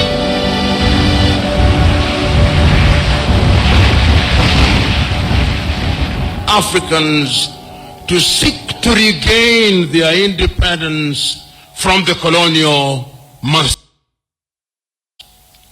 Historians will remind us that we were first enslaved, that Africans were taken, and this we seldom say. The first civilization to take Africans out of this continent were the Arabs. And they took Africans from the eastern coast. And it is sad that in that part of the world, there are not many Africans who remained, because it was in the business of the Arab enslaver to castrate Africans. We never say that, but we must say it, because it is historically significant. Then the Europeans came, the Portuguese came, the Spaniards came, the Germans came, the French came, Africa became the hunting ground for the European colonizers, and we were the spot. We built, our ancestors built the United States of America, our ancestors built Europe, and when slavery had lost its shine and sheen, the Europeans abolished it. But they replaced it with yet another pernicious enterprise, the colonization of Africa. The Europeans sat in Berlin, in Germany, in 1884, and they looked at the map of Africa and puzzled it out. The British had their share. The Germans had their share, and Tanzania or Tanganyika was their share, as was Rwanda and Burundi. Johnny come lately is in the arena, and they got little Equatorial Guinea and Southwest Africa. The French were here, the Portuguese were here, and we were colonized. This time round, they did not take us away. They came here, and they controlled us. And they told us, not in so many words, that we were children of a lesser God. And we were treated as if we were children of a lesser God. In fact, they told us that on the day of creation, we were merely hewers of wood and drawers of water. And if anybody were to doubt it in 1948, it was more blatant when Hendrik Verwoerd instituted the apartheid regime in South Africa. But yet there is a sense in which the God that we worship never sleeps. The colonial enterprise ran its course, and the European tribes, the Europeans never called themselves tribes, they called them nations, were engaged in a war. First in 1918, the European tribes fought. And they had something called the League of Nations, which died. Then they fought again in 1945. And what is unique about the European nations is that when they are engaged in tribal wars, they call them world wars. So there was another war between 1945, 1939 and 1945, and after that, a new kid on the block, the United States of America, and that colonialism was something that was undesirable. But at that time, Africans were never quiet. Those who had been taken out had already started agitating. Many of us here will remember Marcus Garvey, of whom Bob Marley says, Garvey was a buffalo soldier in the heart of America. And many of us will remember W.E.B. Du Bois. Many of us will remember that they started agitating that Africans must regain their dignity and their independence. And indeed, in 1847, in Liberia, a small group of Africans were brought back in Monrovia, and Liberia became the first independent black nation in the continent of Africa. So soon thereafter, they also created yet another colony. But Africa was colonized, except Ethiopia, which they tried to take in 1938 and exiled Professor Dr. Haile Selassie, and unfortunately they were defeated, as you remember, in the Battle of Adwa. Africa can defeat European tribes. This history is necessary that we are able to appreciate the freedom that we gained, so that Garvey came, W.E.B. Du Bois came, but there was another crop after the 1940s who had the advantage of European education. And there were people in Europe also who are beginning to recognize that indeed equality was necessary. And this was not anything new. In 1706 in the United States of America, the American state sitting in Philadelphia in the United States of America declared unto themselves that all men are born equal, that they are endowed by their Creator with certain unalienable rights, that among those are life, liberty, and the pursuit of happiness.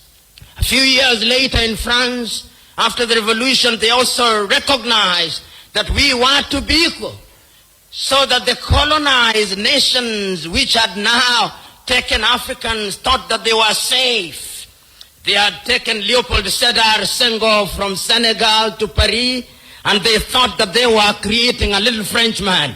Little did they know that they were creating somebody who would want to overthrow them. They took Félix Houphouët-Boigny from Côte d'Ivoire, and they thought that they were creating somebody who would be subservient to them. They took Ahmed Sékou Touré and Modibo Keïta.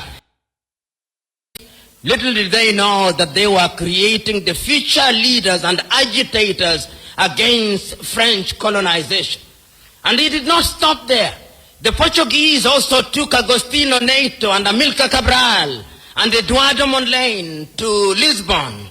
Little did they know that those individuals would be the catalyst that would be necessary in the process of decolonization. The British also had their fair share.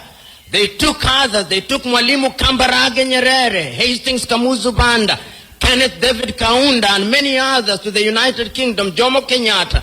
Little did they know that those would be the individuals who sometimes later, and in Ghana, of course, they took the Osagyefo, Kwame Nkrumah, and in Nigeria, they took Dr. Nnamdi Azikiwe, Abubakar Tafawa Balewa, and Sir Ahmadu Bello, the Sultan of Sokoto.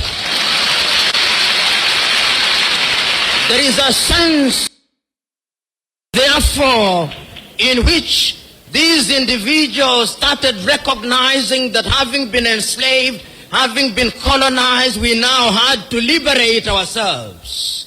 And the agitation started.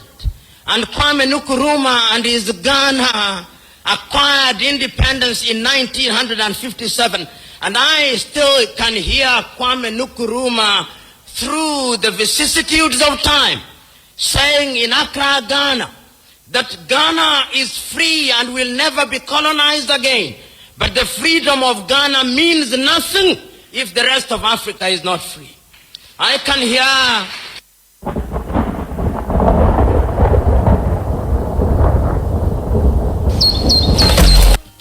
blessings. Blessed man. Hello? Yeah, you're there. MUTA, yeah. Yeah. I just want to start off by saying greetings in the name of His Imperial Majesty, Haile King Selassie I, Rastafari.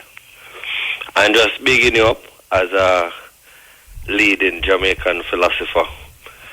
And a long time one call into the program, but yeah, you know. But I just want to touch on what they was talking about earlier. As a tertiary educated Jamaican myself, I think the reason why certain people can be as intellectual and keep it real is because of their base of knowledge, which I know you are among probably the 5% in Jamaica. But I believe that the parenting is a problem, major problem in Jamaica. Of course.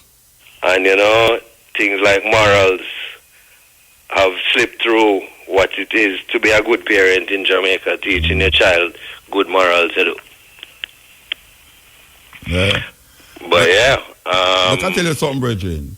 When a mother can leave her house on a Saturday night or a Friday night or any night for that matter and go on a dance and have her lay down on ground and jump on her. On video. Yeah, and then have it on video. And a light fire under her. And make sure the all manner.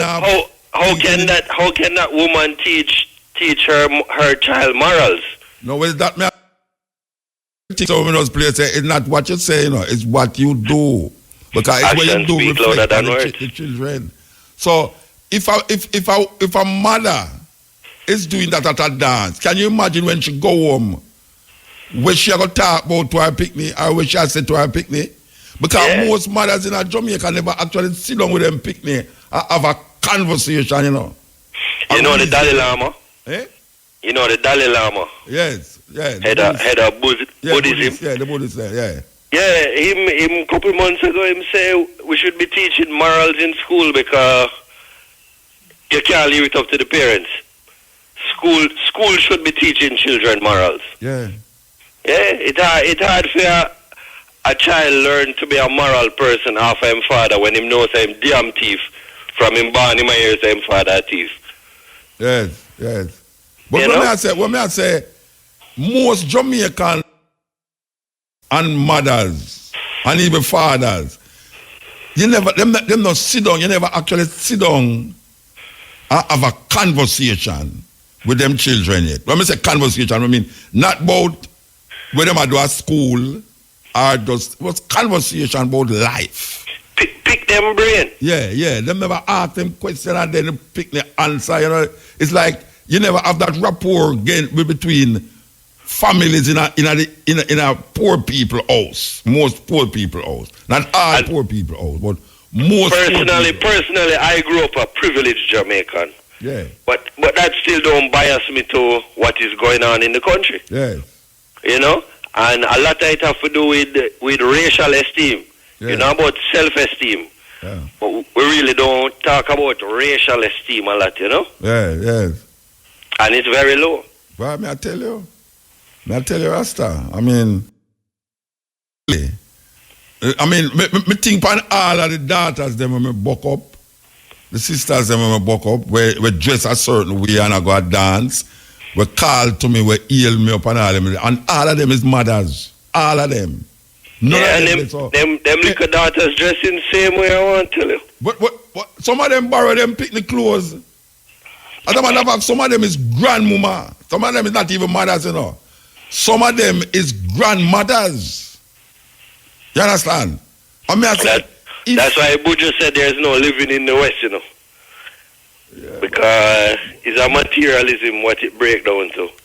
Yeah, how can I live my life to gain more money? It have to fix, brethren. It have to fix. Yeah? It have to fix. But me glad say me is where me is, my age is where me is now. Me glad say my age this. Me glad say me reach that age, yeah. No, in this time, yeah. Which is what? Where my age is. Yeah. Me? Yeah. Me a 60-year-old man. Yeah? Yeah, man. Me look like 40, don't it? I mean, at least 50s. My boss, Cabo. She said me a 17, but me go on like me a 16. Well, you know, you have to really be connected with your youth to understand yourself as a person. Yeah, why me say me glad? Because me see some things that go on, I mean, know say it go happen, where me I say, the youth them now go live the life, certain life again, certain life where you know say, connect, it does connect, it now go there. Because man I talk about a robot now to take over things and all. I mean, really. Them don't connect with Mother Earth and Father Time. What them connect with is the internet. Social media them connect with now, you know? Yes. Nobody not talk to one another again. This is the time now where, at least a little more from now, when you say you go out, make go look to see which part we can find some dirt for look on. So all right. We have to make a big thing out of it, Guess what, Daddy, Mommy, you remember the last time when we went on holidays, we go and see some dirt? We can't go back there, go look on the dirt again and say, no, Daddy, no, sir, the dirt is not there again, A big skyscraper stand there now. Yeah. You know what, town people never see a chicken yet, a live chicken. And it's because them trying to live a white man life, It's not a African life them trying to live. No, them a live a life where it's not of their choosing, but was chosen for them. And what now is that if you live in a country where we're surrounded by water and you can't even swim, something really wrong, All right. It's really wrong if you live in a country where it's surrounded by water and you can't swim. It's really weird if you know, say, Jamaica agricultural land with farming and them thing there, and you have picnic in a Kingston will never see a live chicken yet. I know how yam grow. You never see a live chicken yet. See there? So one left behind me, huh? No, man, yam chicken every day and never see a live one yet. Both my mother and my father, who are in the 60s, grew up on farm, so I know about farming. No, I not talk about you, I talk about like the little sister Liz, but she don't mind me as well now. Them have an artist named Mad Andrew. Remember Mad Andrew from the 90s? Yeah. Him say, hot boy no plant yam nor cassava. Yeah. You know? And because them know they connecting to the earth. And them kind of talk, them man. Yeah. Anyway, give thanks, Bridging. Blessings. Okay, this is the Cutting Edge. The National Council on Reparations proudly presents a special National Heritage Month performance of the play The Garvey Musical, directed by Michael Allgate, Wednesday, October the 11th, at next week, Wednesday, that, right? Tuesday. Wednesday the 11th, Tuesday the 10th. Some whole heap of things are going on Tuesday the 10th, Wednesday, October, tomorrow we're supposed to interview Kwame Nkrumah's daughter. Yes. Anyway, Wednesday, October 11th, 8 p.m. at the Liquor Theatre, 4 Tom Redcombe Drive, Kingston. So I want you to know that this was supposed to happen from last month, but now it is reaching to the levels now where it is going to happen. The Garvey Musical, Wednesday, October the 11th, 8 p.m. at the Liquor Theatre, 4 Tom Redcombe Drive. And them said tickets, VIP advance tickets, $2,500. We have something here again. The Department of Sociology, Psychology and Social Work and the Department of Government in association with the Faculty of Social Sciences present a special National Heritage Month lecture entitled Why Introducing Marcus Garvey into the Educational Curricula of Jamaica at all levels is critical for the nation's growth and development. Okay, so the question is going to be answered. And it is going to say, why is it important for Marcus Garvey to be introduced into the educational curricula of Jamaica and at all levels, which is critical for the nation's growth and development? Speakers will be Dr. Julius Garvey. You know, Dr. Julius Garvey is the son of Marcus Mosiah Garvey. He will be the keynote speaker. Professor Rupert Lewis, you know, he has written quite a few books about Marcus Garvey. Dr. Clinton Hutton and Dr. Michael Barnett, all these will be speaking on that topic. Why introducing Marcus Garvey into the educational curricula of Jamaica at all levels is critical for the nation's growth and development. And this will be happening at, oh gosh, see, they know them are going to put it at a time when I can't go. I don't really want to go for sure, you know. This is Thursday, October the 12th, time 7 p.m. at the Undercraft. That is the building where, as you come through the gate, Pomona Road, and you walk go straight up without curve or turn or bend or lean. Yes, there with the cover. That is where the Undercraft is. And that is at the University of the West Indies. Admission is free. And this is Thursday, which I won't be. I tell you, you know, so I can't reach in though. I can't reach in, you know. No, left at 6. I wait 7. By the time I reach up there. You know, them always start late. So, I go I can't make it. I really want to go. I want to hear what them talk about. Believe you me, a long time I don't go one of them things that kind of turn hermit now. Stay over here. Believe you me. Okay. Where we there? I have so we there. So I could play this. MUTA. Aye. Ranger. Yeah. Gunman says for one good knows of a run. And to call your program boy, I tell you. You have to wait and the credit run. Anyway, get into you. Yeah, man. All right. A few things. An immigrant in America is going to tell you can't come. And this man is an immigrant. What do you think about it? When I think about an immigrant in America, say... Yeah, the man who do the president. He's an immigrant, am I right? He's an immigrant? Yeah. I'm an American, born in America, man. In born there? Yeah, man. You can't be born in America and become president. Oh, yeah. I'm wife. But then parents and them people. His wife is the immigrant. No, you can't born. If you're not born in America, you can't be a president, you know. Okay. Remember, say him did that say Obama shouldn't be the president because he never born in America. What about his roots? Him roots? Yeah. Yeah, well, maybe him roots.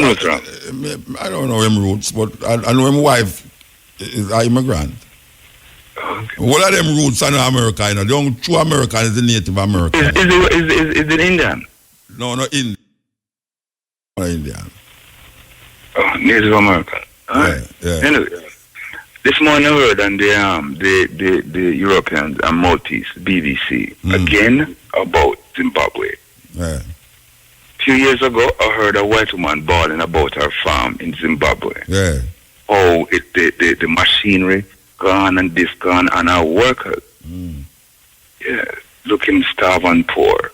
Yet knowing what we know and you know, that all the machinery was doing is preparing cut flowers and all them things and other nitrates for Europe. But me go down and go find that out. All right. Our flowers them did I use the land I go to Europe with and the people them never have plant no food. Them have plant flowers for export. And this man stepped the man put up his people's rights. To this day. I hope that man live forever. Well him can't live forever. Me know that, but I'm just saying that. But, you can't. I think a man rush him and say him should have there the court of world court for trying for all sort of manner of atrocities. Alright, so what about alright. Hold that thought. What about Iraq? Let's go to Iraq. With the Bush, Blair, Cheney and Rumsfeld, 4 of them, and Blair. When they went down to Iraq and did what they did to Saddam, telling the world about weapons of mass destruction, and this man is a dangerous man who ride around Panas and cut people throat and all them kind of thing. And when they left Iraq, Bush said Iraq was liberated. Yeah.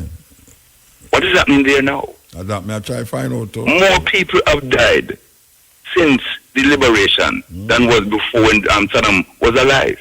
Yes. Also, in America itself, Chicago, they say more killings, the 14 or 15 years of war, or whatever. But did you know that most of the soldiers them died, those soldiers them who come from Iraq? Yes. Most American soldiers died in America and not in Iraq. All right. Them have some form of sickness, all sort of sickness, crazy sickness, mad, traumatic sickness. You remember what Saddam did say to them? No. Saddam prophesied that, so them coming to them death, Yeah. Yeah. Yeah. Right. And then this morning, now I hear the BBC again telling about Zimbabwe and how poverty stricken and the money is about 3 truckload for $1. For $1. Yeah. But by the way, that thing say you have no Zimbabwe. Frightened fools and idiots. Do we already talk about Zimbabwe? I don't think them wouldn't have no Zimbabwe this time because from the time I got there the first time till now, I think say you now go have no more Zimbabwe. it will be wiped off the face of the earth. But there's a greater force for righteousness and truth. Yeah. Believe me, man. So, them not fool nobody but themselves here, sir.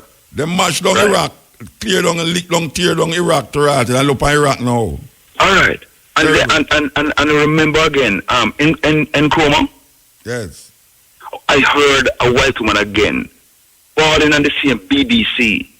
How this man, the structure of the man, how the man was a giant, strong, and the man was a good friend. Yeah. And when the woman went to in the prison, that they put the man, because the man stood up for his nation, another righteousness for black people. And when the woman said she went in the prison and saw the man, the woman said she dropped to her knees and bawled. Yes. Because this was not the individual or the man that. Right? Why is not the man food and all them things there and brought on the man to man. Well, tomorrow we're going to have him that up on the program. Well, I heard you with it. Yes. No, the out in St. Thomas, that woman. Right? The woman who beat her youth. Yeah. Yeah. You have a lot of Christians who read the Bible until they all kind of think about the Bible and what it says and all of that. And yet, I'm not saying that what the woman did. Right? Our choice of the rod. Boy, our caller just said to you that woman have great cutlass skill. Yeah. Because the book of the Christian says that you must not save the rod and spoil the child. Am I right? Yeah. As a youngster, know you heard that, right? I made a quote a while ago. Right. Right? And the youngster said she wanted her mother. Yeah. She was flashing off her mother. She was stop doing it. Because she now realized the error of her ways. The woman the pity drove the woman to madness. When I say woman take off her clothes. No, wait there, hold on. I don't think so. She take off her clothes for beat the pit. It's beard, she not go beard. I know. Alright. Well, alright. But them have it to say, well then, boy, the woman is this and the woman is that. A lot of chat on the radio and all them things here, them kind of things. So you feel that she have a right to beat the pit, eh? Say it again? You feel that she's in her right to beat the child? Brethren, schooling is a part of life. A lot of us Jamaicans back in the day, I don't know if you're going to agree with me.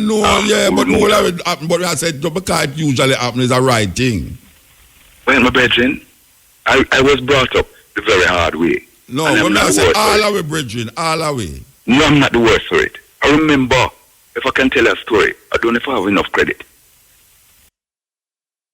Port Maria, Tennis Street, 66. Tennis Street, Port Maria. I had an aunt who was the best thing in the classroom, Aunt Alzi. Best thing in the classroom. But in the kitchen, she never know much. She used spoon to make dumpling. And I remember she was she came to Kingston to visit her sister in Butts Crescent. Right? Who I used to stay with, going to Excelsior. And she said, come Maxim, let us go down to Coronation Market. And I drove on the 20 bus for the first time. Right? And when we reached around Raytown, you know where the prison place is? We have the sentry up in the air and all them things. The woman grabbed my head and I said, boy, it's a prison there. Hello? Yeah. Yeah, boy, it's a prison there. Right? MUTA, for about 20 years, it's like the woman. Right? Saying that boy, she relegated my life to one day end up in prison. So I said, I'm going to show her, MUTA. And I behave myself, MUTA, because I say two things that kept me real.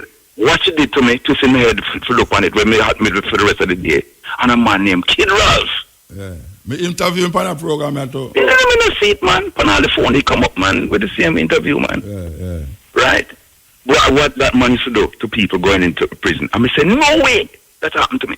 Yeah, but what may I say? But that, wait there. Of its benefits. Wait there, showing you the prison is a different thing from taking a machete and licking you. When the virgin. Schooling is good, you know. I never say enough of school I pick One day. I know you.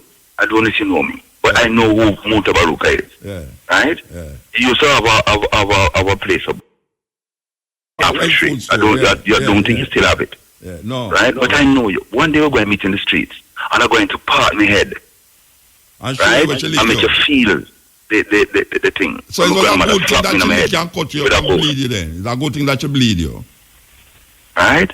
That was a good thing, you say. You say that was a good thing. That's what you say. Muta. Yeah. Muta. But all right, let me leave off of that now, Muta. Because no, we're not trying to find out. Is there any other way that could make you grow up to be at the time, Muta. At the time, this was the treatment meeting out a lot about. It still is. It still is. It's still being done. Anyway, the woman that wielded the cutlass. Hold on. It is still the way that a whole heap of parents decide that they're going to treat them picnic. It still is. It's not a long time thing, it still is. But I ask you, that way, is it a proper and right way to do it? There's no other alternative to do it more than to abuse children. What if you call it abuse then? Then it's what? It's what?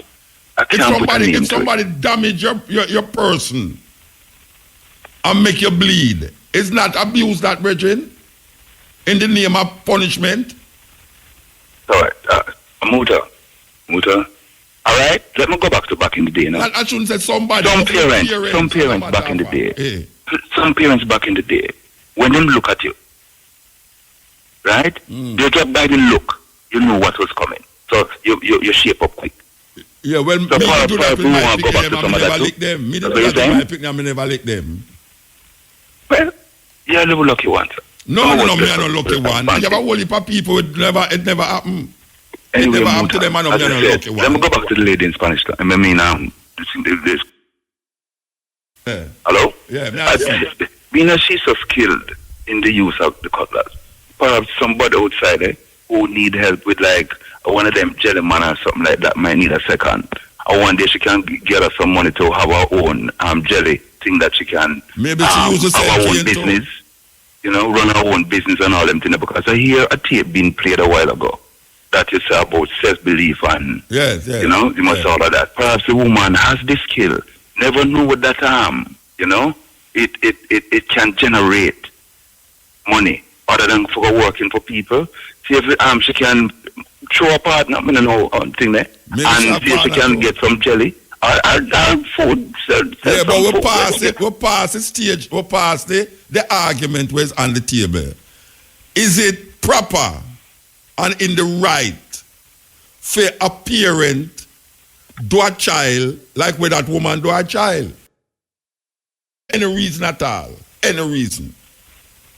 Is it in the interest of the child, the mother, the community, the nation, for a parent treat them children like how we see that woman treat her child? That is the question, We're not talking about if she can go sell coconut. That is just bypass thing because we are joke all the thing. But when I say, we're not joking at all. Yeah, this is where we're there. Right. We're there in our station where we grew up to come feel that we're there in ourselves. We grew up for that. Then put that in our way to make us feel don't spare the rod and spoil the child. A Bible thing that. When I say, we live in at this time, you never hear say, see I'm blind here and deaf. You never hear that. Uh-huh. Then you never hear them say, if you say anything, you must talk. You must inform. Yeah, but you know about the informer thing of the song made about inform and all them kind of thing. No, when I say, we grew up, we say, we must see I'm blind, ear and deaf. No, we say, must recognize that if you see something that is going on bad, you must talk. And if you hear something that's going on bad, you must talk. So that gets thrown out of the thing. When I say if we say a lot of time when people, especially carry information to the station, because the station tell you that talk what you know and you get money and all them kind of thing. Sometimes the very people who you carry information to. No, we're not talking about what is the outcome. We're not talking about what is the outcome of the thing. We're talking about where them they tell you when we're little and where them and what it is now. Right? We're talking about the same thing with the beating. When them tell you when we're little about rod and spear rod and thing, and we're talking about now. We live in a civilized world. I can't tell civilization is supposed to go. And you are tell me, say, because you grew up in a system where say, you can, if a child aggravate you, if your picnic aggravate you, agree with, you must draw a cutlass and beat her. And we now must accept that as something that, well, it happened, me didn't get beaten when me a picnic and all them stuff there.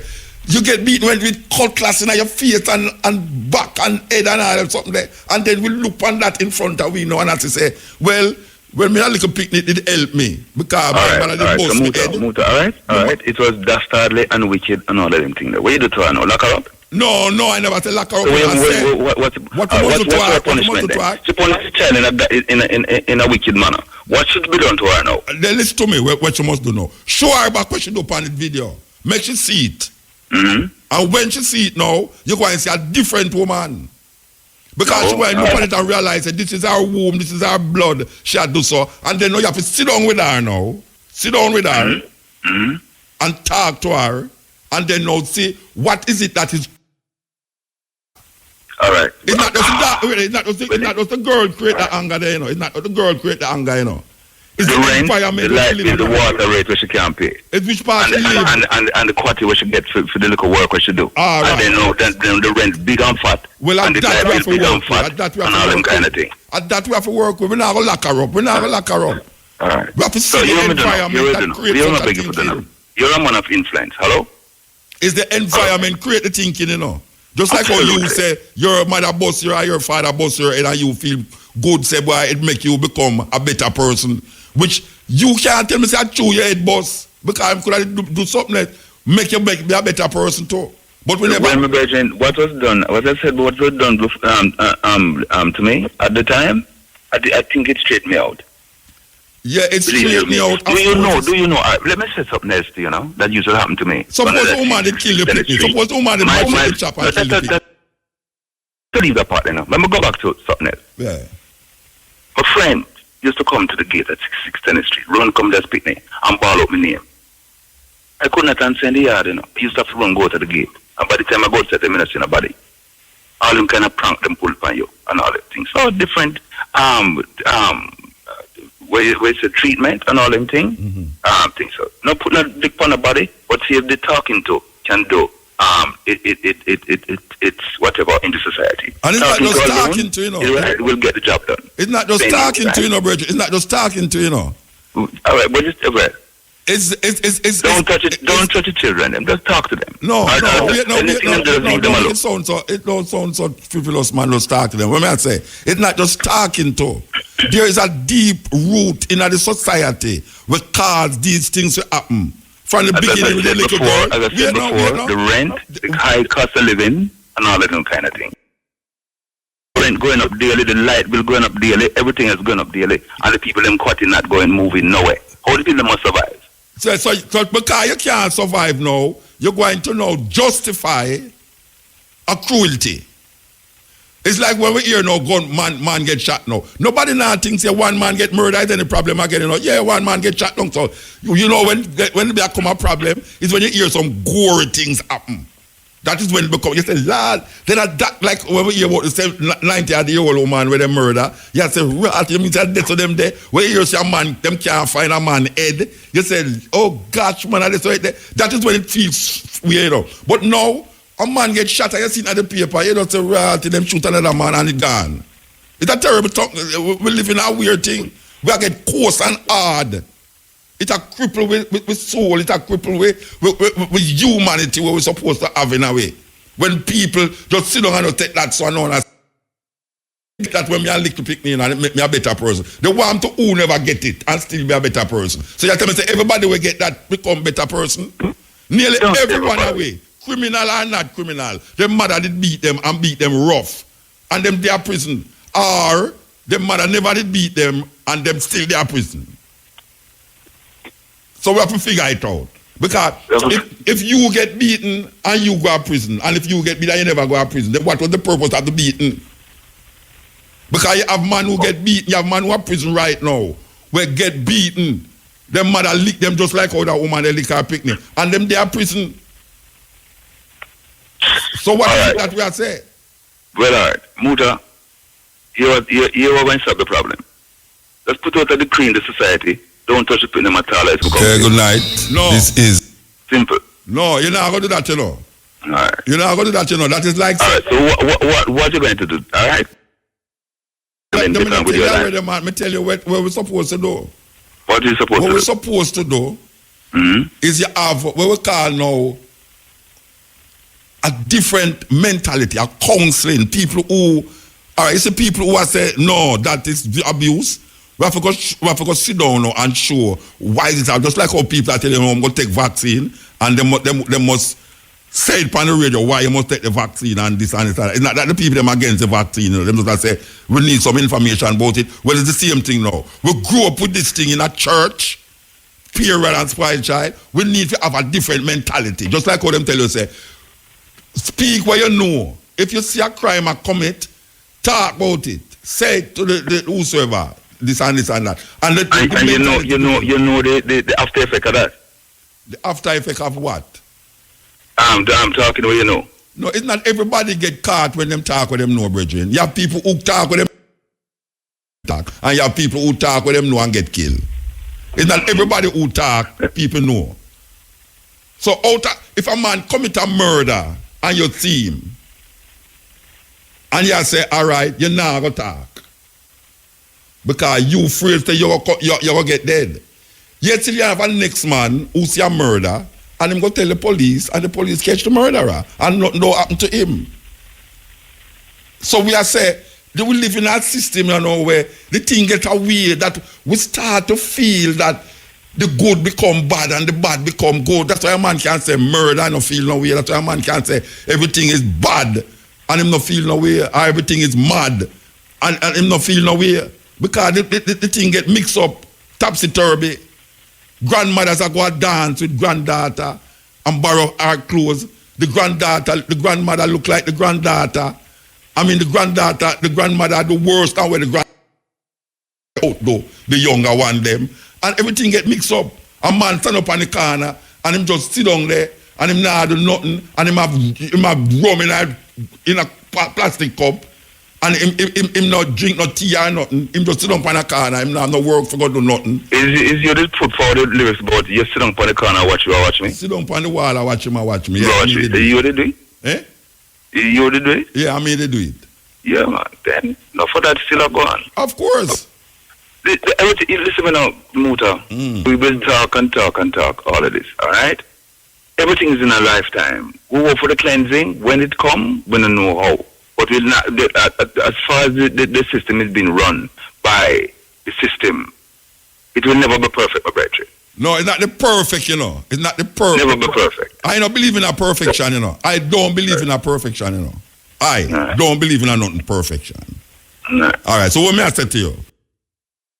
Things that is being done in the society where we grow up with in our thinking. We grow up for belief say this is that. We grow up for belief say Jesus white. We grow up for belief say, you know, Africa one back at this place and it's a lucky thing so we're there so that white people can't civilize. We grow up for believe a whole heap of things, brethren. But well, people like me, you, and Miss Bennett out of Heidel, right? Our different thinking as far as I'm concerned. Yeah, but the majority of people don't think like how we think. The Marcus Garvey thing. The majority of people don't think I know that like the woman's brain, mind, and soul is clean.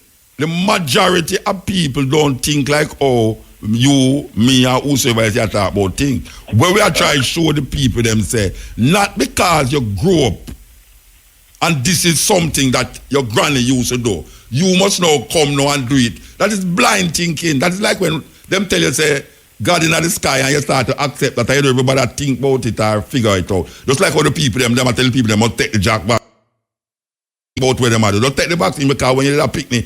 My grandmother never take no vaccine. I hear a man give on some information there a while ago and he did it quick and fast. But you must know what I'm talking about. The people have the right to question things. What do you mean if you have the right? You're supposed to question authority. Right. People have the right supposed to question it. My grandmother never take vaccine. Wait there. My great-grandmother never take vaccine, you know. My granny never take vaccine, you know. Vaccine just come out since my mother come out, you know. So, my granny did live so long, and all them granny that woman there are 100 years old. You think that she take? Me not think that she take vaccine. The oldest woman in the world living in Jamaica. She just dead the other day. Me don't know. Me don't think that she take no vaccine. And she 117-year-old. The Afghanistan people, they were trying to send in some vaccine and them and the people them said no. Where the Taliban them there? And the people them said no, but it's not good for the people. And them people that I know where is Europeans them like too much, you know. You know why we need vaccine now? You know why we need vaccine? You know why we need vaccine now? Because the earth shift, the thinking of the people them shift, them lifestyle shift, and we are trying to live just like how Granny used to live. That means, you know, in terms of food, we are the whole heap of protein and carbohydrate and yam, and we just sit down and not do nothing. When my granny used to eat them food, she used to walk miles to go catch water. True. Yeah, so she can work out the carbohydrate. That's why when run and drink yam, whole heap of yam and coke and that shit, them run it out and get burn it out. You see, now we have like the same food habit and expect to get the same result like our grandmother. Disease when clog way up because of the lifestyle change, so we have to look on it. But the WHO people love that, you know, because they put the medicine on the shelves. Yeah, well, we're not talking about WHO people, you know. We are talking about our. We must know, say, what was our grandmother used to do can't work for we as of now because our lifestyle different.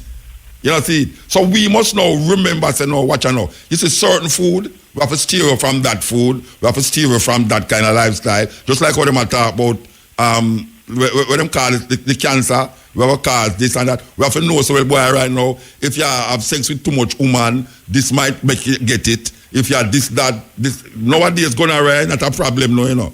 AIDS, if a man have gonorrhea, and say, thank God I know AIDS. So you see how do we reach now? We reach a point where now we say AIDS, gonorrhea not bother no man again, you know. As AIDS are bother you. Nowadays, we have to really work it out. We have to work it out. We can't go for that. Gonorrhea at one stage of the game, at the end of my life, was the wickedest thing on the planet. Gonorrhea? Yes. Because the wickedest thing on the planet until this cook up thing, bash and I think down for the poor African people them until the poor kind of this and that. Gonorrhea, you feel like say she save you. Yeah, man. Anyway, we have to move, Bridget. We have to move. Yes, man. Yes, man. Yes, anyway. I tell you. Wow, me I tell you, Rasta, the thing get away. The thing get away, man. We cross-thread. We get twisted. We cross-thread. We thinking get cross-thread. And it cross-thread because of where we were taught when we was young, when we was going to school. You know, see? When we was going to school, how them bring we up. Our parents, my mother never knew nothing about Africa. My granny, I tell her about Africa. She say, that damn foolishness. Me hear Cabo sit down and talk about her mother. Me hear Cabo talk about her mother the other day on the stage. Say her mother said she's not no African. She don't want to hear nothing about Africa. Anything will look like Africa, some devil business. That's how fair mother look on what she don't know. So you must know all the thing go in a them time there. And we come now, we can't go follow that. Because information there what is presented to it. And people do more investigation. We not go after now blind inspiration, superstition. My grandmother, great-grandmother, was very superstitious. And the thing that she was superstitious about can be explained today in the natural way of how it is.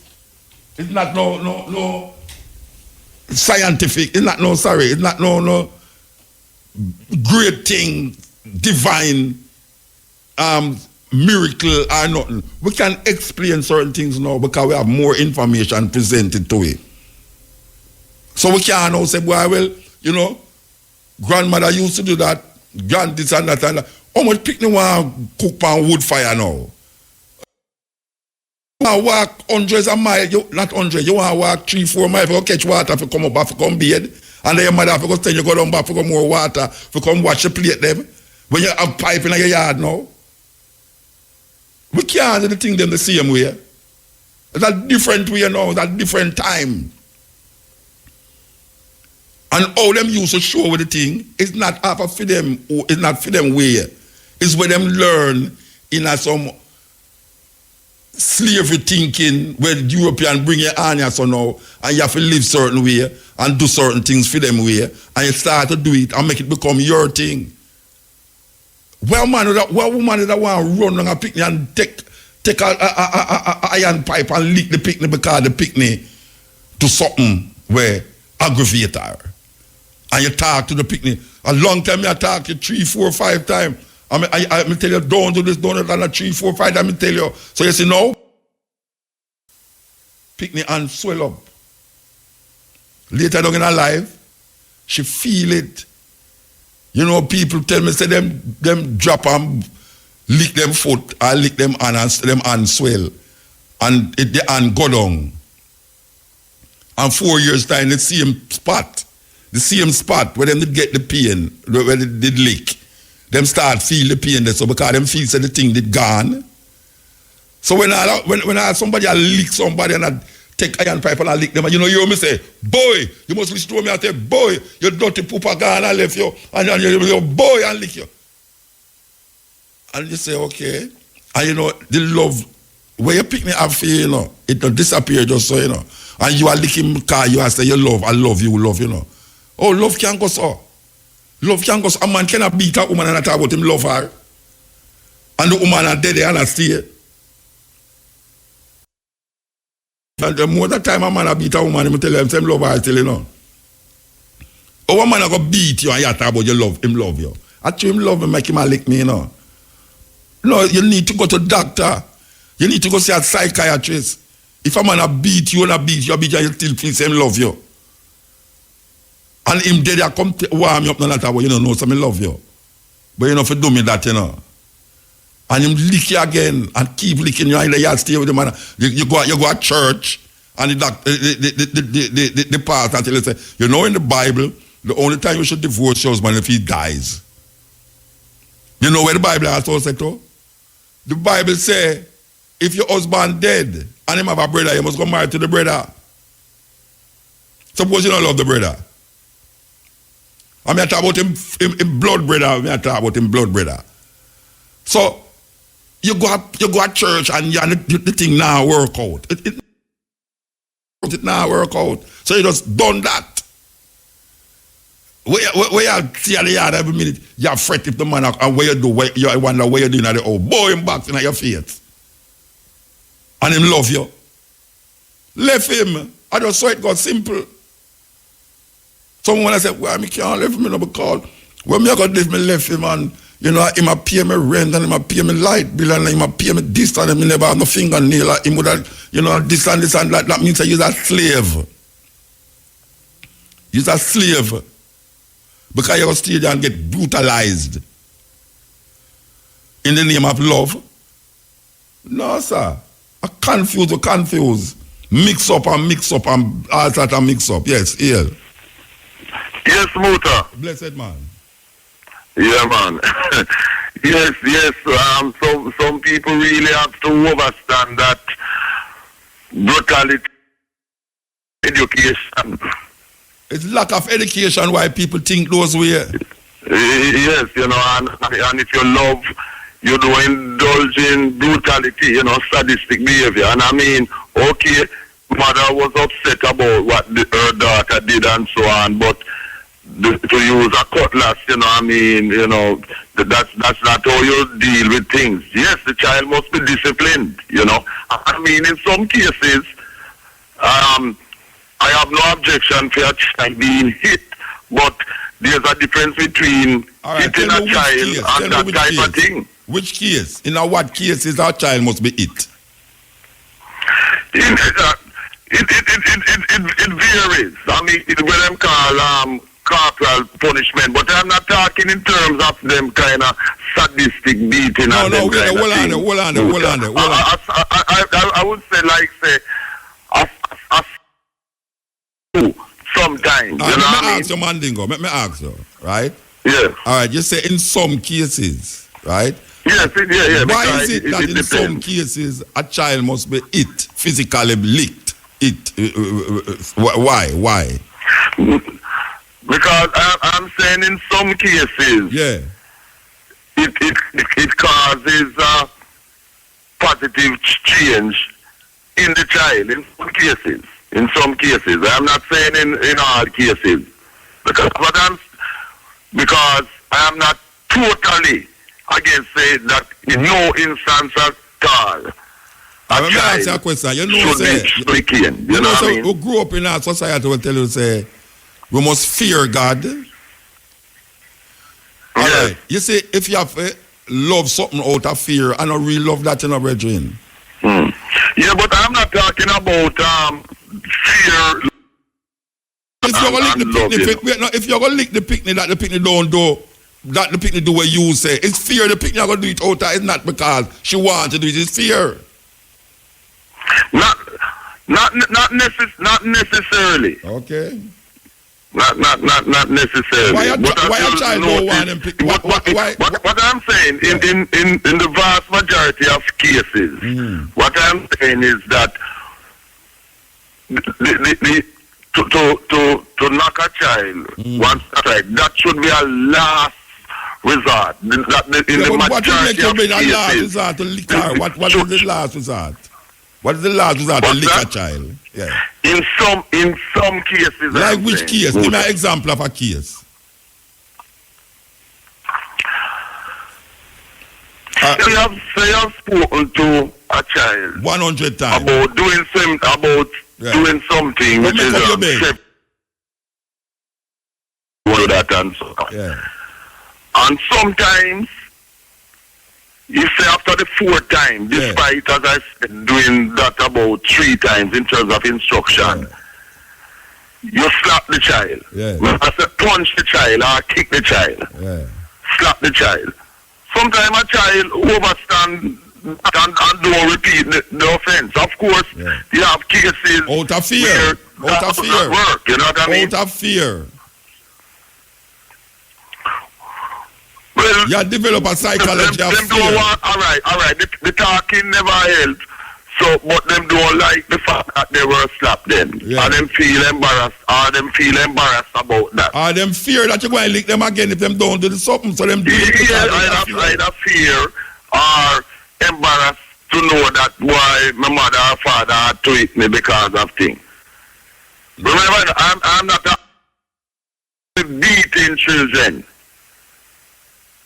Yeah, but you talk about slap. Yes, I say slap. But make a distinction between slap and beating. I mean, because what was going on with the cutlets there is very murderation. That's not beating. That's not beating. You have to get another word to describe that. No, you hear me say murderation? Yeah, because you have a whole heap of people in Jamaica go through that thing of brethren. I just took it on the video. Yes, that's true. That's true, and this is why I said that we have to use more instructive methods, in reasoning with the child and showing them why that is so. That should always be the first option, and keep trying and working on that. My penalty for that woman. I know that penalty for that woman is give her a big screen, a 50-inch TV, and a video, connect to it, and make you watch that thing 3 times a day. Make you look on it. Yes, I agree that she herself should be taught about the wrongness of what she did to her daughter. Without a doubt, because she's also in need of counseling. She needs some serious counseling. That's why I say part of my counseling would make she sit down and watch that 3 times a day. Yes, definitely, because what she has committed is something wrong. So she has to be shown the evidence to show and explain why this is wrong and this is not how you deal with things, And she's still a mother who, if she asks her about her picnic, she not going to say she don't like her picnic. Well, maybe she could answer that too, because all the mothers, I hate the picnics, I bring her into the world. And some picnic. Yes. Some mothers and fathers who say that too, say them tricks and them come out, them kind of expression. And some of them read, and some of them mean it, and some of them really don't mean it. Yes, yeah. It's deep, Rasta. You know? I tell you, it's a deep thing. It's deep. I tell you, it's deep. Yeah, because some of them too, the reason why them react that way to the child is because of either the mother or because of the father. You know what I mean? Pressure. And you know, to try, you know what I mean? That kind of situation. Yeah. But this Thursday, the 5th year, I just want to remember my brethren, the anniversary of his birthday, Jamaica's first child recording star, Delroy Wilson, who was born on the 5th of October 1948 and grew up in Trenchtown, St. Andrew, and got Boystown School and Holy Trinity School near North Street there, you know, where my brethren from Wildman Street, Cauliflower,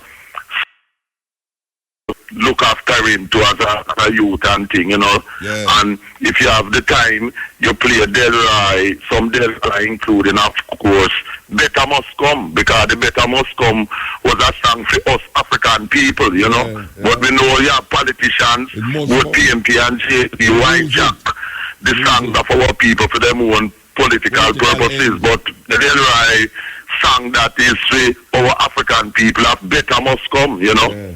Yeah. And today is also the funeral service that I'll be going later for our great keyboardist Earl Lindo in South London, you know, that I'll be attending, you know. Today the funeral? Yes, today is the funeral, yes. Okay. You know, Earl Lindo, you know, as a youthful prodigy, you know, playing from Treasure Isle, you know, and thing coming through, you know, so I'll be at it. So next week I'll how that went and so on, you know. Yeah. And in terms of Marcus Garvey's teaching, Marcus Garvey Jr.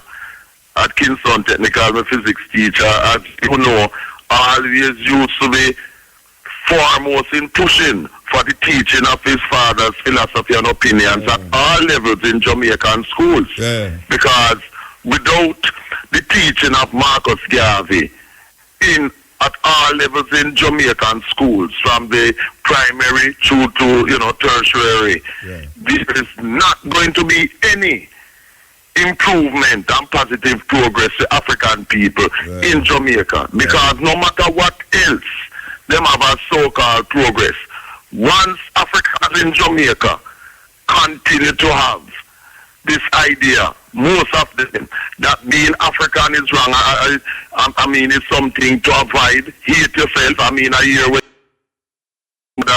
saying she know nothing with no African thing, and look, is our daughter and thing, show you the serious problems that our people still have. Terrible, man. You know what I mean? Terrible. Yeah, I mean, they do any and everything to deny them Africanness. Yesterday, I was talking to a brother from Jamaica, and he was saying, in denying his Africanness, say, he's part of the world. Him not from no, him not African, and him not from no Jamaican, him not from nothing. You know, it's all part of the self-hate, the denial. Don't want to acknowledge being African. And them not fooling anybody except themselves. Not even themselves, because deep down, them know that them African, because them can't escape them Africanness. But watch out, Reggie. When you see me, you have to pass my Africanness because see my humanity, you know. You can't tell me you see my, you have to pass my. That means you have to see me as an African and then you're going to investigate my humanity. You can't come back and say, oh, because the first thing that you see is the person race, them Africanness. And you have some people want to, you know, the kind of madness that the European miseducational system has done is to make so many of our people traumatized mentally to deny what they are. And people who are self-hating will never be progressive. Which is of course the intention of the European race and the Arab races and so on, because they know that any African who hates themselves automatically hates other Africans, because when they see Africans too, they see in a reflection of themselves that they hate. Hence the epidemic of skin bleaching, as you know, and the pressing of the hair and that type of thing, and the wearing of other people's wigs and that type of thing. Terrible. You know? Terrible. No, very, very, very, very terrible situation, you know. So we have to keep on non-stop. Because, you know, sometimes people will say, why is it that you and I and others as Africans then, in terms of the Marcus Garvey School, why is it that we keep saying what we are saying, do what we're doing? We have to keep doing what we're doing because the enemy is always coming with their negative propaganda because they don't want what we are saying to be put into practice, because if it's put into practice by more and more of our people, they will be defeated.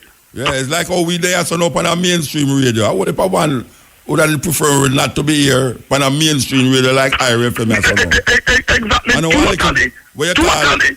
You get a total fight from these enemies. Supposed to have a platform like this to educate our people. We know that. Yeah.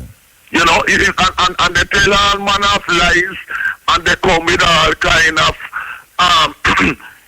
crises. But their intention is, we don't want no more of this African thing. Yeah. You know, and this is why the importance of Zimbabwe that was mentioned so earlier. If President Mugabe and the rest of his government were not strong and on guard, they would have been overthrown long time. Yeah. It's because the Europeans don't want to overthrow. They've been trying non-stop, day and night. Yeah, for a long time. Propaganda-wise, militarily and otherwise. But it's because they are a revolutionary force, President Mugabe, and knows what he's doing. Yeah. I mean, them talk about age thing. The very same people who say that he should step down because of his age. You don't hear them saying that Elizabeth II of Britain. Because it's not about the age. But it's about what President Mugabe is doing. It's not about the age. But you know in our 90s too. Precisely. That's why I said that. Yeah. We have to move that door. So you always know the enemies. You know what I mean? We have to move. Good morning, Muta. Morning. I want to say it's a pleasure to talk to you again. This is one of your Miami callers. Okay. And I want to apologize for, I know your show you was down here in Miami in Little Haiti. I told you I would show up, but I couldn't make it. So I want to apologize. One question to ask you. Something I was thinking about, I said I would call you and ask you about this. Malcolm X, he said that he's not a racist. And to say that he's not a racist is to imply that black people is racist. I don't know if you know about Nelly. Yeah, well, you have to know when I talk about in a film time. We don't understand, say, black people can't be racist. So we don't understand that now. Just like how Marcus Garvey talk about Negro. We wouldn't really use that term, you know, to describe African people, you know. So it's just at the time where them are the words them are used, you know. You understand? Yeah. Oh, so the racist he's talking about is like something different. I can't understand when he says that. He said, I'm not a racist. Why I'm saying he's not a racist means say him don't hate white people. Him don't use the man racist. It's like if you're against an next race, you're racist.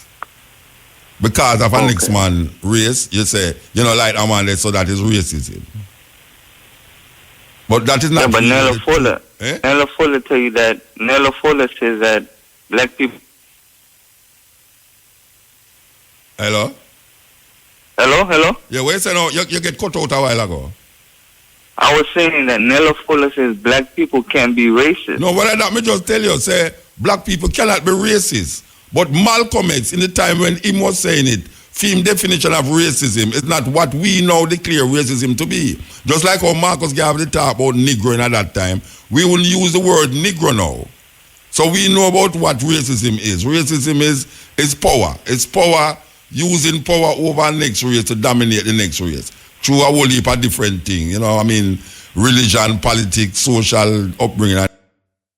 When I go lick Malcolm X because I'm saying it's not a racist, meaning say black people can be racist, because we know have a different knowledge where Malcolm X never did have about the name racism.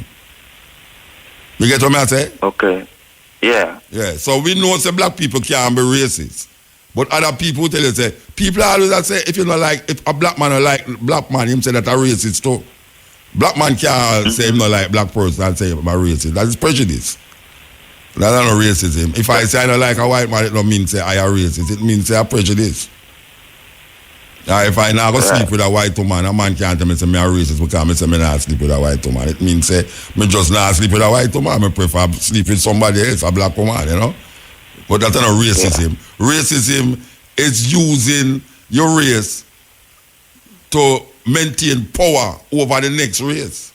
And black people are into that position to decide economically, socially, politically, and next man way of life.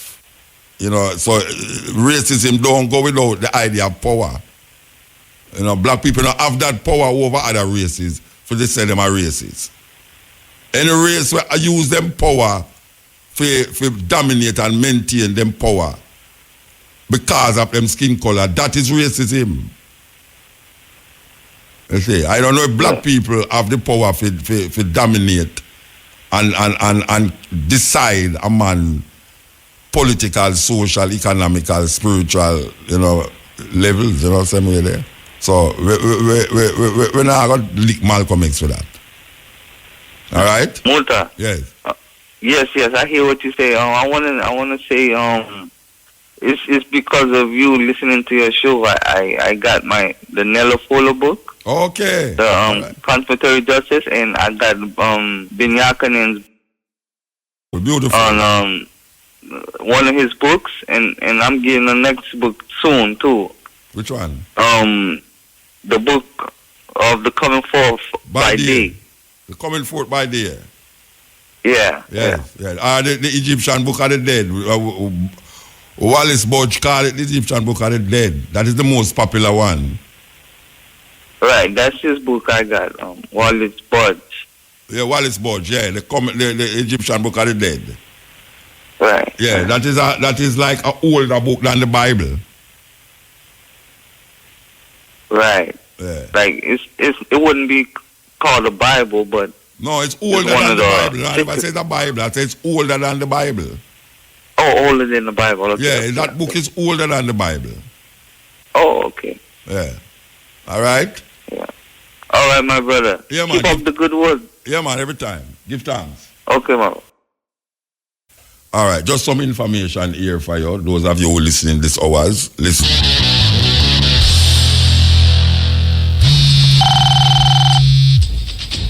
If you hear this phrase, hang up immediately.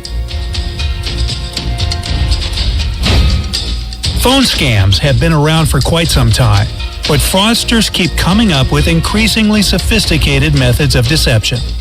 Pay attention to a relatively new type of phone scam and watch this video very carefully. How the scam works. If you answer the phone and a stranger asks, "Can you hear me?" hang up immediately. The call is from a scammer who is after a recording of your voice, more precisely, a recording of you saying yes. Then, your voice sample can be used for making purchases or other financial transactions under your name. Saying yes represents signing a verbal contract, something that equals clicking "I agree" or "I accept" during online shopping.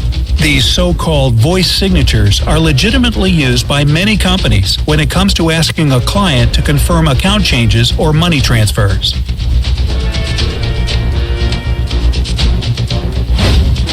What precautions should you take?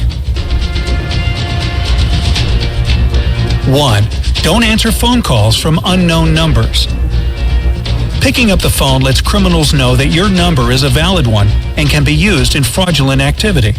Later on, your number might be resold to other scammers. 2. If you decide to answer a call from a stranger, try to remain cautious and skeptical, especially when being asked questions that entail a reply of yes.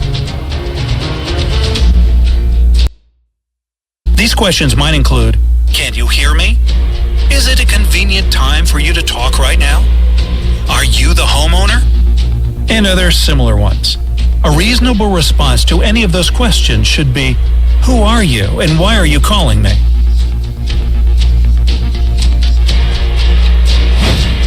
Number 3, Configure your phone to switch calls from unknown numbers to voicemail automatically.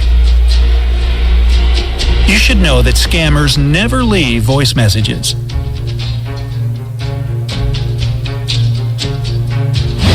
Number 4. Do not give your personal information to strangers, even if they claim to be employees of a company you know. Do you think it's impolite to hang up on a stranger? Well, think again.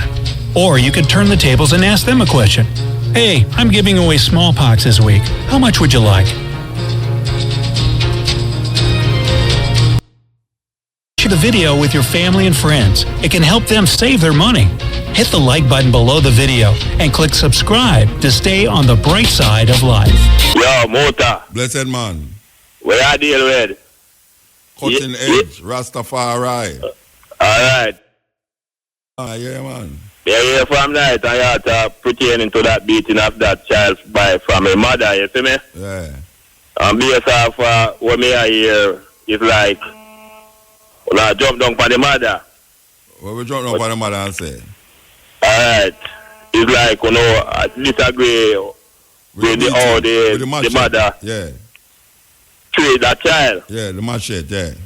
Yeah, saying alright. Well, I don't disagree with that, you know. You think that should right for beat her with the machete? Yeah, man. Okay. Yeah, me know, it's like, if that child now coming from school some late hours. Yeah. You understand, in a car and bus and taxi with taxi man and bus man all about over the place. And I do all sort of sexual things. I do all type of things. Yeah. And then now and she are going in the hours and where her mother live and mother now say no, that's why mother careless. Yes. So she protect her like what she do. And I say mother careless. Yeah, yeah. Well no, the mother discipline her, that a fair discipline way, you know. Yeah. By discipline that child. So she don't have no other way, she don't know no other way for discipline that child. No. Oh, you know that? Oh, me know? Yeah, because she beat her with the machete, she don't know no other way? Yeah, because you have some youth, you know, you can't talk, you know, and there's a discipline that to them, you know. Yeah, but me never say you can't talk to them and discipline them, you know. Yeah, but me not talk about just talk to them. But yeah, some of them have to get some big stone, you know. And lick them that they made. Yeah, man. Bloody tub. There are some thick and some stone and something, man. Yeah, when they just tie a rope around them neck and throw them in the sea or something. No, do that. And kill them, why not? No, do that. That's not discipline. That's a murder. Chop off them neck, man. No, man, it's a murder, man. What you mean? Well, I mean, listen, it's a murder. Nick them at them and bust it now, I know nothing. Eh? Nick them at them and bust it. No, nothing that. Okay. That's a discipline. Okay, sir. You understand? Your mother used to do that, don't you? You hear me now? Your mother used to do that? See, mother? Yeah. Yo, me get some lick till I tell you, brethren. No, me ask you, your mother ever lick you with a machete yet and back you about 10 times with the machete, slap you? No, you don't live with no machete. Oh, check, okay. Because in a summer time and them time are two different times. Oh, she dry your blood though. Your mother dry your blood, don't it? No. She never dry your blood yet? No. She never lick in her head with a big stone like what you just talk about a while ago and dry your blood? No, they live with a big stone either. Yeah, your mother don't know what she did then, man. Yeah, because, you know, the type of way we grew up. Okay. Type of way we grew up. So if the mother no grow up, woman... When my mother talk, you know, she don't talk 2 times to me, you know. Yes. 1 time. My pitney have to talk 10 times, 20 times to them. Okay, and to them. And because my pitney now, at them are the parents, and you... Yeah, so the parents will just lick them in them with a big stone and bust it. Yo, me see, me have 2 daughters, you know, me tell her, you know, me beat her, you know, till she couldn't be able to 3 days, you know. And beautiful, that good man. And my girlfriend now have to be there, you know. So she got school. Yeah. And the teacher put the work on the blackboard. Yeah.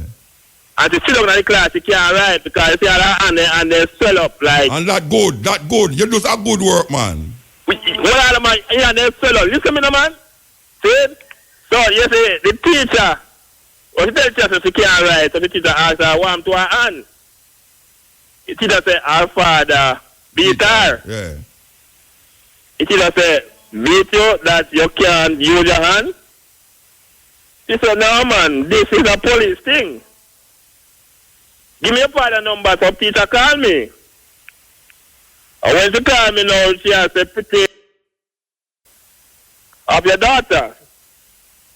I wonder where you are now because I need the police to come and pick you up. You hear me? I hear you, man.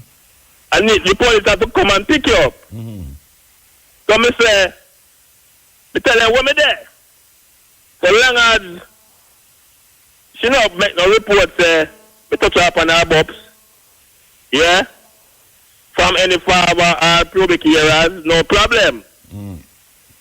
And when the police come, and whether charge me or what, when they charge me, remember say, me can't discipline her, so she have to go to with the police, them, the police then curve her and train her and carry and brought up the right way because if she misbehave and me put her lick on her, me will get charged. So it's like what me I say, come right now, not show the youth them say, them free whatsoever they want to do. And that, who has said that? Who has shown that? Who has shown that? Are you man? Are you two man? What is this madman, you Rasta? Are you man? Are you man? For that, man. It's like that. Ignorance not working. So tell me something now. You are right because you bust up your picnic hand. We drive and talk to them and curb them, man. Now ask you a question. Yeah, man. When me I say it's worse than what you do. You say? No, when me say on the radio where you are opposed, it's worse than what you do. In other words, now, what you do is the right way. If you bust up her hand and she can't ride for 3D and you come on the radio and feel good about that. Discipline her. Yeah, by busting up her hand, you feel good. Say you discipline her. Yeah, man. You know, say, boy, I'm me, but you mean say now, there's other way for discipline your picnic rather than busting up them face and lick them at them head with machete and bust up them face with thing. Now, me now, they're on the wrong. Educate the picnic man, so discipline them parents, man. So when them parents talk to them over here, hear what me I say now. You see me now? Yeah. Me have 2 picnic. 2 daughters. Yeah, me here for a night to say nobody them to know. All right, I mean no say them a good picnic. Yes, I mean one of them a teach a KC. Wait, no, hold on, let me talk now. Let me talk now, man. One of my picnic them teach other children a KC. Yeah. The other one, you know what SDC means? Social Development Commission. She had the head for social development. Which she look about other children and she have her own picnic. I mean never beat her yet. Me can't call her up on the way to make she talk. You tell us say you have some youth where you not have to let them head the answer. But you have youth where you have to bust them head. You have youth where you have to bust them head. Yeah, man. Okay. Take a stone and lick them at them head and bust up them hand that them can't ride for 3 days. Kick. I kick them. Some little girl picnic. Her father just kick her in her face. Yeah, man. Just put him over, man. All right, give thanks. Yeah, brethren. All right, give thanks. Yeah, man. Something program, yes. Wow. Brethren. No, Rasta. No, Rasta. I'm scared. No, I'm afraid. No, me I tell you the truth. Me get scared. No, me I tell you, me get scared, brethren. No, me I tell you. No, you think I joke me I make? Me scared. Me afraid. No, but me no, Rasta. You know, you did hear the man before, the first part of the program, would tell me, say, no, when him tell me, say, no, but jail. Him say, me I talk about the woman for go to jail, the woman will take the picture. And me I say, suppose a man rape a woman, what we supposed to do with him? Him say, and the woman who him rape supposed to decide what will happen. And then me say, suppose the woman decides him to go to jail. Him say the woman are wicked. No, right. And now this virgin come down and say, yes, you will kick them all of them face. I wonder if them say that to aggravate me. No, because me can't. Me get scared. No, me I tell you, me get scared, Rasta. Nothing wrong with school then. No, the virgin say, him feel proud like you know. You hear what I say me do? Me I'll make the picnic them rise up against the parents now. Because me I show them say, this and that. But him say, Him bust up him pick. And the picnic at school and can't ride for 3 days. And the man say, I saw it for go. And it kick her all in her face. No, Rasta. Brutality. No, me get nervous. Me nervous, Rasta. Believe you me. Me a shake, watch out. Me a shake, you know. Me a shake, believe you. And the man them a talk with such passion and, you know, it's like, wow. That's severe. The man said, kick her on her face. No, that's severe. Lick her in her with all of stone. Beat her with a match. No. That's severe. No, sir. Nothing no wrong with schooling, but that's severe. Me I go have nightmare tonight, brethren. No, me I tell you, me never hear something like my life. Me never know so the thing so deep. It's deep, Rasta. No soul. It's deep. A man come from public radio where millions of people are listening to and say, him beat him daughter, bust up the picnic and when him go to school, the picnic can't write. So him put the youth out to learn in the tree. Can't write. And him say, yes, I saw it for go. Kick her on her face too. And me I make the picnic them go and I say them not forget discipline. And me never tell nobody about say you not for discipline your picnic, you know.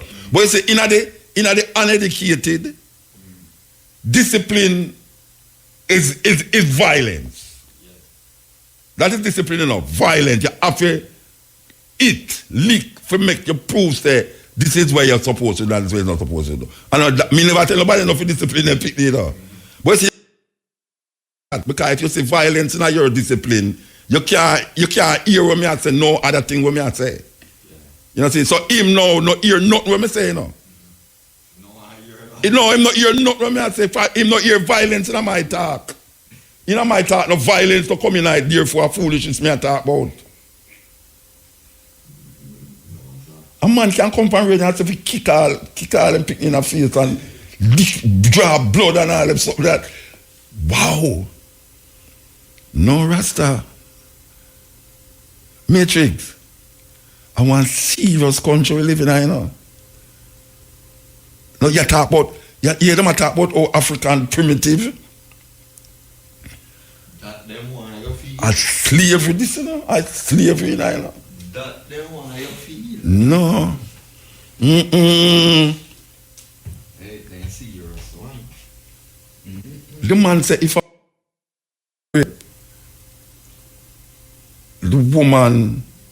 if the woman make him go to jail, the woman are wicked.